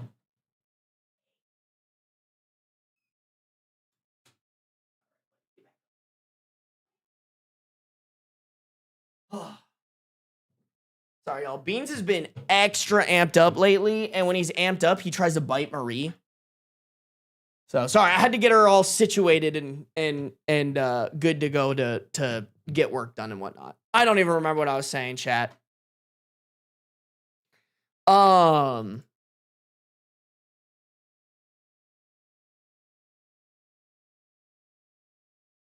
Yeah, let me just keep going here. Commenter 3, not the a-hole. You have a daughter that has been completely destroyed by her own sister and her own husband. She's the one that needs your support, not the one that chose to cheat on her husband with her own sister's husband. She made the conscious decision for 4 years. That's not forgivable in my eyes. She made the decision. She can face her own consequences. I'm sure her soon-to-be ex-husband will still allow you to be part of your grandson's life. Reach out to him and let him know you are not speaking to Chloe and just be there for Emma and her kids. Opie said, thank you so much. I have reached out to him, but haven't heard anything back yet. Man, that's sad. I mean, I guess it's probably a sore spot for him. So I understand. And he's probably in such a bad place. But like, I think it is kind of not the right move to like keep your kid from their grandparent when your partner cheats. You know what I'm saying, you guys? Just sad, man. OOP responds to a long comment on if it's possible for Chloe to lose full custody of her kid because she cheated. OP said she might not. Her ex-husband wants to move far away from all of this. He wants to move to his own side of the family, which lives in a different city. It would be hard for Chloe to be there for her son unless she moves with him or gets an apartment there, which I don't think she would do unless she really wants to see her son.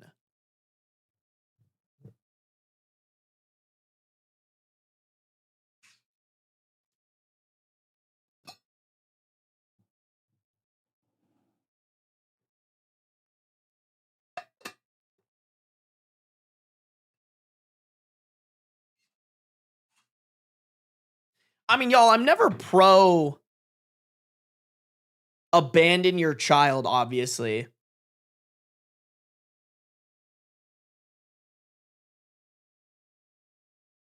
But, like, I feel like she...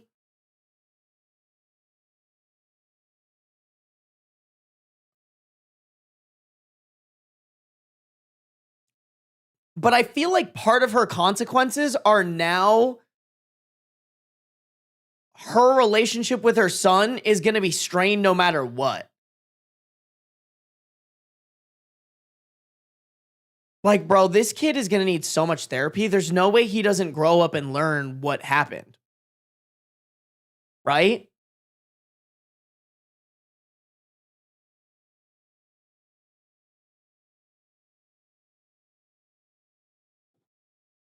That poor kid, bro. Like, he's going to grow up and this is going to be the story of, like, his parents' divorce. And it just doesn't create a very amicable situation to co-parent a kid.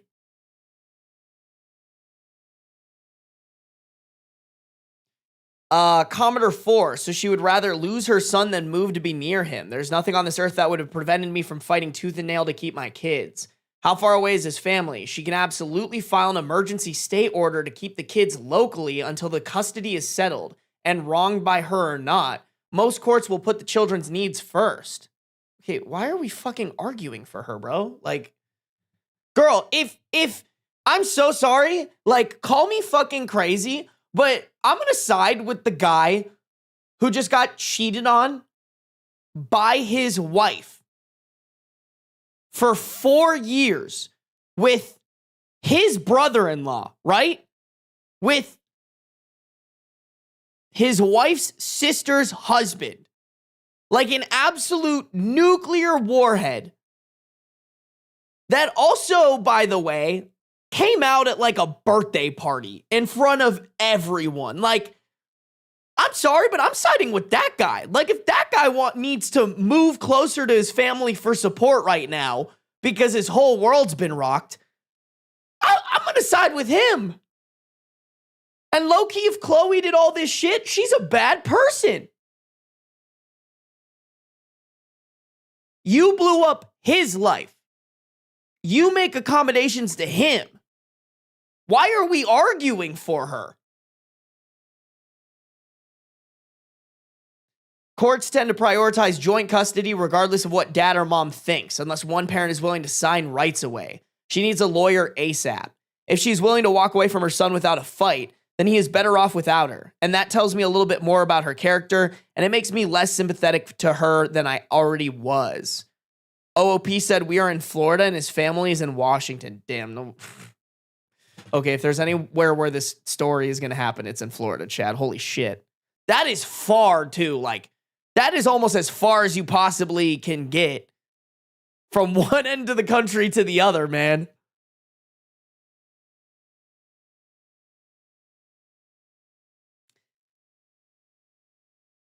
I mean, listen, like, should Chloe still want to be in her son's life? Yes. But she kind of has to do it, in my opinion, on the husband's terms. Because if she further makes this divorce messy, and then this kid learns one day what she did, that kid is never going to talk to his mom.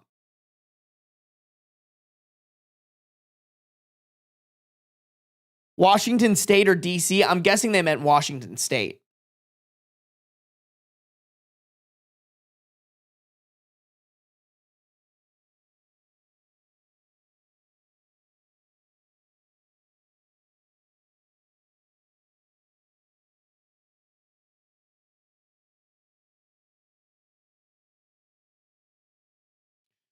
Okay, I'm not going to read the rest of these comments because they're basically not the a-hole and then everything that we've already been saying. I think everybody's on the same page in the comments, though, that, like, there's no way Chloe's genuinely remorseful. Like, you can't be like, oh, I was doing this for 4 years and I'm genuinely remorseful for it. The only thing she's remorseful for is the fact that they got caught.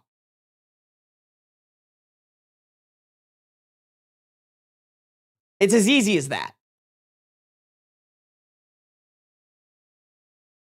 Yeah, I don't think they're talking about Washington, D.C., chat. I think they're talking about Washington State.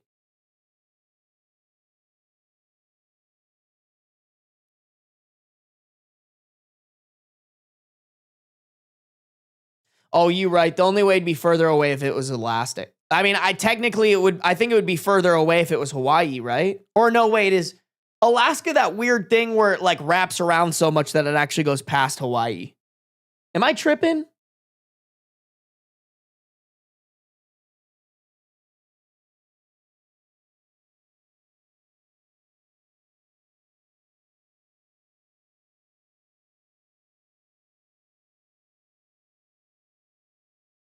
Wait, is somebody actually on YouTube calling this kidnapping?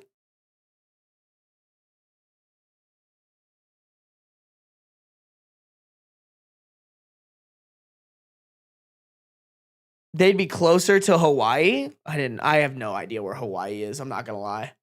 I have no concept of where that fucking is, bro. Hey, welcome to the stream, Hollow Demon.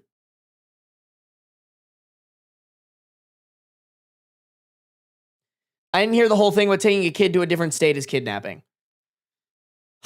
Like, guys, this is like the same discussion as the bucket of water thing of like, yes, technically it's kidnapping, bro. Technically her pouring a bucket of water on someone is assault. But like, are we like, really? Are we really gonna like it's nuance, chat. It's nuance of what's happening. Is like, to me, him being like, I need to relocate my child to a different place because now this place just reminds me, hey, my wife cheated on me for 4 years with her sister's husband. To me, like, yeah, technically it's kidnapping, but I feel like we should be like, okay, in this case, we can just chalk it up to like, bro needs to get the fuck out of this place.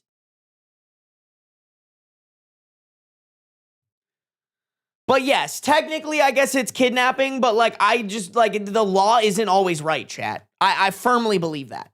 All right? Just like I'm like, hey, I think it's a stretch to call this assault in this case scenario. I think it's the same thing here. Yeah, adultery is a crime too. Like, we can, I don't know.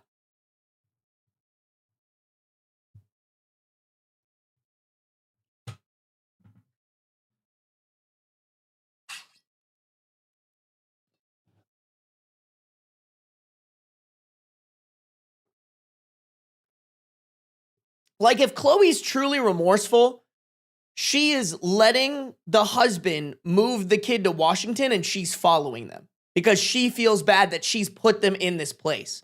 If she fights for custody of her kid and like tells the courts that he's trying to kidnap the kid, she's a dickhead. Damn, we still streaming? It's only been it hasn't even been 3 hours yet, bro. What do you mean, damn, we still streaming? What I miss? You kind of missed a lot. Cops don't care about technicalities unless they can technically arrest you. Yep. Yep. Pretty much. Pretty much. Wow, it's hot in here, Chad. Holy fuck. I forgot how hot it gets when I close my doors. But alas, my cat is a terrorist and I don't trust him out there with Marie. Chat, let's keep going. We got really long update, comments. Oh, that's it. We just have one update and a lot of comments. Let's do it. Okay. Update July 6, 2026, 3 days later.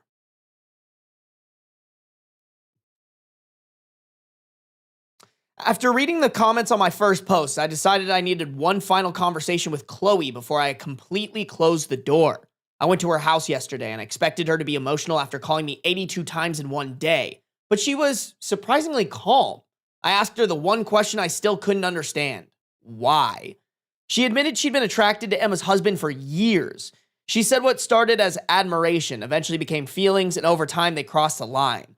Instead of ending it, they kept convincing themselves it would be the last time. She insisted she regretted everything. I asked if she'd spoken to Emma. She told me the only contact she had was one text before Emma blocked her on everything. Emma told her she'd destroyed their family, taken away her children's stable home, and that she hoped the affair had been worth losing a sister forever because, as far as she was concerned, Chloe no longer had one. Damn, bars.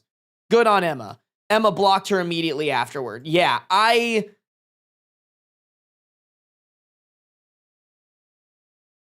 sorry, bro. Instead of ending it, they kept convincing themselves it would be the last time for 4 years is fucking insane. And even then, still doesn't make it okay.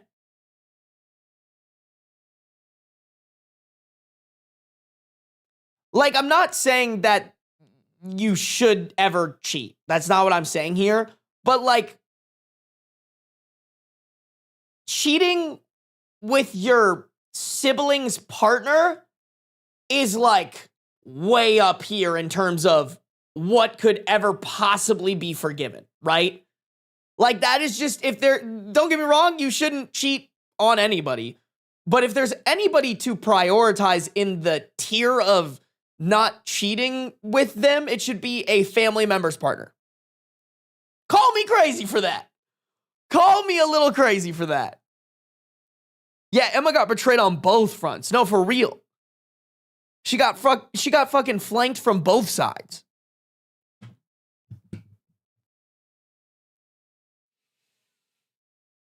Chloe also admitted she later waited outside the school gates hoping to speak to Emma when she came to collect the kids. Emma refused to speak with her, warned her to stay away from her and the children, and told her that if she ever approached them again, she'd regret it. Chloe left crying. Chat, I think we should also keep in mind that when this whole confrontation happened, Chloe was the one who tried to smack Emma. Like that in and of itself is crazy to me. Yeah, the argument escalated into a screaming. This is from the original post. The argument escalated into a screaming match. Chloe tried to slap Emma. Like, how insane is that? Can we bring it in here for a second? You're telling me Chloe has been doing her sister absolutely dirty for 4 fucking years and is finally getting called out on it, and her reaction is to slap her sister.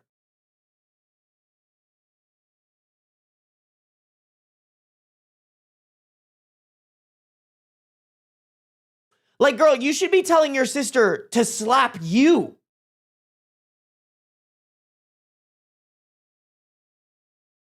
And now we on some creepy stalker shit? Like, come on.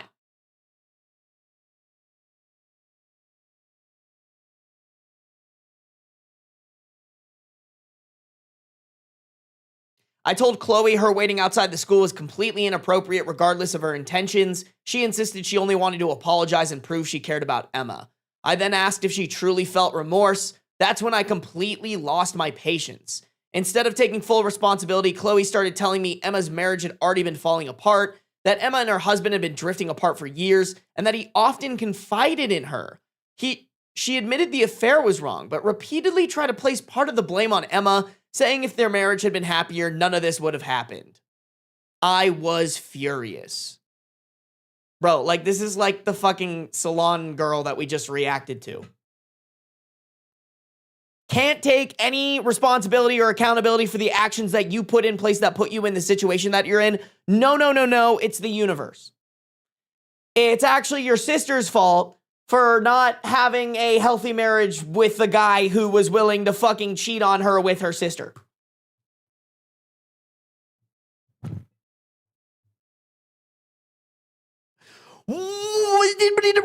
Like, the mental gymnastics of that is fucking insane. Like, I genuinely think, chat, it must be so blissful to be this stupid. Like, Chloe probably truly believes this because she's stupid. Like, that must just be pure bliss to not be able to take any accountability for your actions and come to the conclusion, oh yes, everything is perfectly fine because nothing is ever my fault and I am entitled to everybody else catering to me and my needs. Like, what are we talking about? Also, look at beautiful boy. Look at beautiful, handsome boy. What a regal SOB. Here, I'll move this way.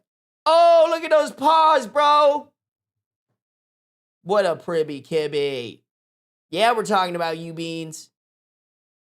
Oh, he debating great ascent. Oh, he make great ascent. Wow. He takes his rightful place as king of the castle. Beans show booty hole. You guys are crazy. You guys are crazy. Let me show you my cat without you guys freaking out, bro.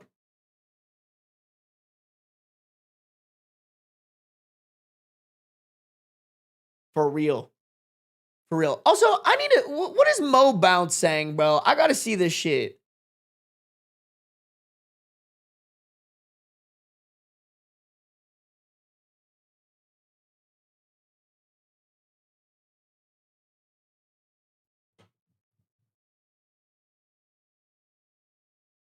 Okay. Oh. I thought Mo Bounce was arguing for her. I was like, what are you saying? You're good. Don't worry. You're good. They weren't doing that, Chad. Don't worry. Don't worry. We're just bringing up that there probably is some more bad blood there than just this. Sarby can't show whole, he'll get banned. Not with that attitude. No, you're right. I can't do that. Twitch would unfortunately not be too happy about that, contrary to popular belief. I honestly couldn't believe I had raised someone capable of thinking like that. I told her there's no marriage bad enough to justify secretly sleeping with your own sister's husband for 4 years. I told her I wasn't just disappointed, I was ashamed that she was my daughter. Damn! Damn! OP dropping bars. The more she tried to justify herself, the angrier I became. The conversation eventually turned to her own divorce. She talked about how difficult everything has been for her and how her husband still plans to move to Washington with their son to be closer to his family. She said she may have to move there too if she wants to stay close to him. As she spoke, I realized almost everything was about what she had lost. Her marriage, her home, her reputation, and possibly seeing her son every day. Very little of it was about Emma or the damage she had caused. Dude, this is just the fucking salon haircut situation drama from TikTok, but like on steroids. Crazy that I chose this story and chose to react to that video in the same stream. At the end of the conversation, Chloe asked if we were cool now. I told her no, we were not cool, and we might never be. And we might never be. I said that if I ever found it in my heart to reconcile with her, it would be on my own term. It would be on my own terms and in my own time. Not because she thought one conversation could erase 4 years of lies and betrayal. I walked out feeling angrier than when I arrived. I honestly don't know what to do anymore. I love both of my daughters, but after that conversation, I'm not convinced Chloe truly understands the pain she caused.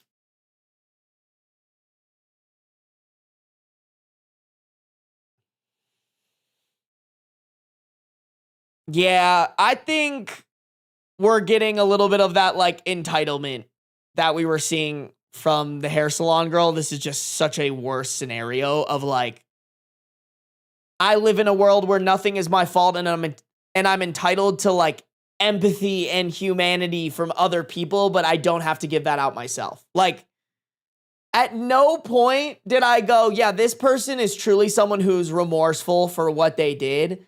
They just want, oh yeah, Sam, I watched a video on the salon drama that you were telling me about. I wanted the full story, the full gist. So we watched a video today.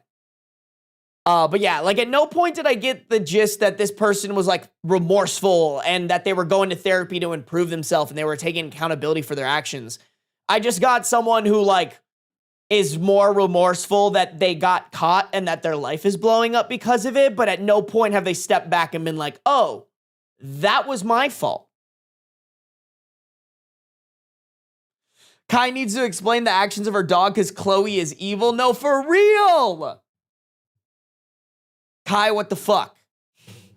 Clearly this is about Kai's dog. Wait, would that make Kai OP?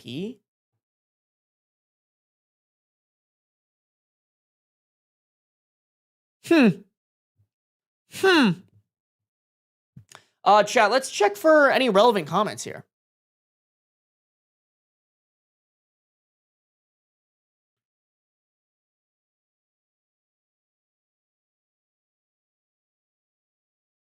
Oh, shit. Okay, commenter 1. Why does the other woman always believe the my marriage is falling apart, I'm not actually close to my wife bullshit? Every single time. We all know this man would have happily remained in his marriage with his side chick sister-in-law forever if Emma didn't find him out. Hell, he's probably begging Emma in text to give him another chance he's probably begging Emma in text to give him another chance and that Chloe means nothing to him. Tale as old as time, but the women keep falling for it. Baffling. OP says, I'm pretty sure there might be a final part 3. I'm not sure how many parts I can keep making before Reddit says otherwise. Emma and her husband did have some problems, but they were mostly, if not always, minor and nothing serious. I'm still trying to process how it was going on for 4 years without anyone knowing.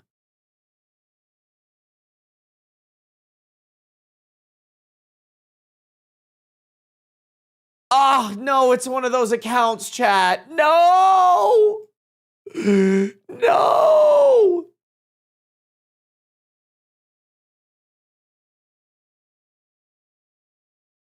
Rats, bro. Wait, people deem this not enough info.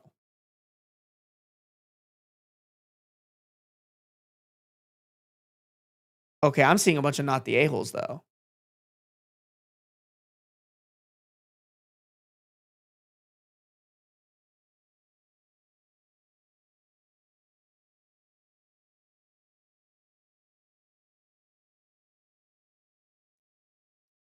Damn, bro, she can't drop that gas and like, hold on, I'm gonna look it up. I'm gonna look up their user real quick.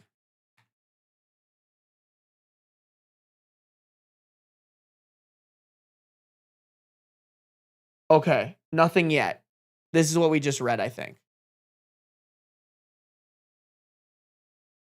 Okay. Nothing yet, y'all. Nothing yet, but we gotta keep an eye on it. Because this is crazy. I feel like more is going to come out here too, chat.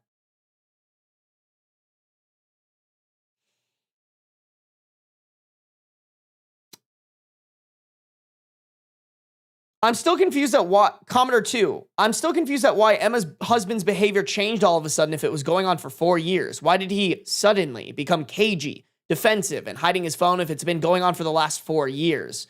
OP replied, because Emma was all of a sudden curious and had a feeling he was cheating on her. I think he sensed that and didn't want the secret to be found. Commenter 3, Chloe and Emma's husbands are still seeing each other and are now free to be together. Why did they stay in their marriages if they were so unhappy? Wait, are they still seeing each other? I didn't get that message. OP, Chloe told me that her and Emma's husbands... Okay, OP replied to that saying, Chloe told me that her and Emma's husband haven't talked since. She texted him, but he never responded. Damn, bro. So, like, he's not even that into her. Oh, my God. I mean, good. Fuck Chloe. I hope both of those people never find happiness. But I was going to say, I was like, I didn't think I ever got that.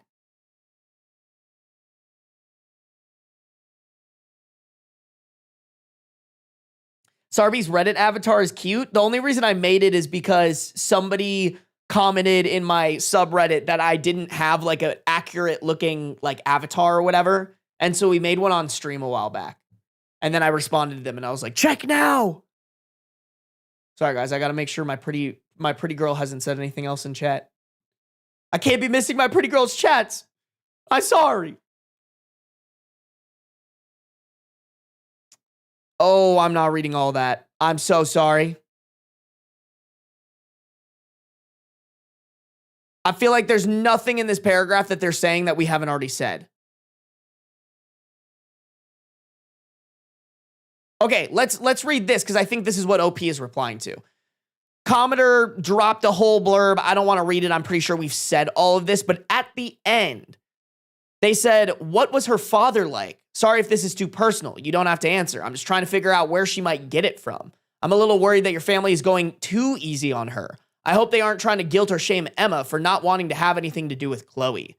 OP replied, my husband passed away about 7 years ago, but when he was alive, he did give Chloe special treatment because she was the baby of the family. I treated both my daughters equally, and we often had fights about Chloe due to unfairness and etc. He would do things like make Emma share what was supposed to be hers and give half to Chloe. Give Chloe bigger or better items because he didn't want to upset her.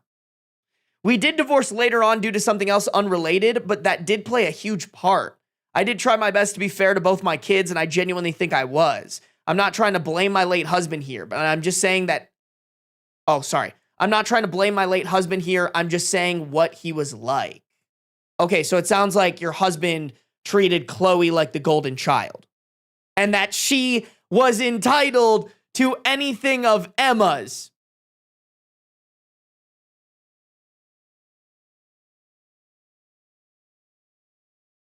Kind of like how she felt entitled to Emma's husband for 4 years.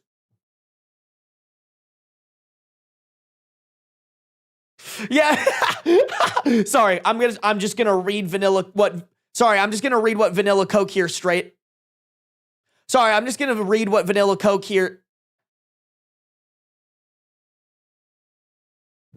I need to end stream. I can't speak. My mouth is so dry. I'm making a fool of myself. Let me try that again. I'm going to read what Vanilla Coke said here. If she doesn't want to blame her late husband, I'll do it. No, for real. For real. Like, we're connecting the dots, girl. Okay? Your husband always forcing Emma to share what was hers with Chloe probably low-key gave Chloe the subconscious thought that anything that Chloe had was hers to take. Because that's what she did here. Hey, what up, Cord Jester? I don't know if you've been here the whole time. I apologize. I haven't noticed you. I apologize for my username. No, don't apologize, Vanilla Coke. I can't speak. I need to be taken out back behind the barn and put down old Yeller style. Apparently, I can say that really fast easily, but I can't. You guys know what it is. Every once in a while, just during streams when I've been talking a lot, I just... I'm sorry, guys. I really wanted to play a little bit of Subnautica. I don't think I'm going to get there. I apologize, y'all. I gotta get around to helping Marie. We're doing some good training today. on like editing and stuff. I want her to keep posting on Instagram because we are growing hella on Instagram right now, bro. Like, I'm not even kidding. We are rocking and ripping and ripping and rocking. Chat, let's raid my friend Quinn. He is playing The Binding of Isaac. Wow, he's been streaming for 4.5 hours. That man is an anomaly. Chat, let's raid my boy. Let's raid my boy. Y'all, I gotta talk to Marie to figure out. I want to do a long stream where I play Subnautica tomorrow. Because I do want to get back to that game. I'm a little addicted. I low-key might play a little tonight and try to collect some resources so I don't have to do that on stream. Like, I might go do that off stream because that's like the boring part. And then tomorrow we can like log in and I can be like, guys, I got the resources. Let's go fucking play the actual game. You know what? Maybe I'll do a little sub-only, members-only stream for people who want to show up, show out. Maybe. We'll see if I do it. Maybe I won't. Maybe I will. Guys, enjoy the rest of your night. Tell Quinn I said hi. If you're on the YouTube, make sure to like up the stream before you leave. That would be greatly appreciated. Have a good one. Mwah. Bye. Go, go, go, go. Go!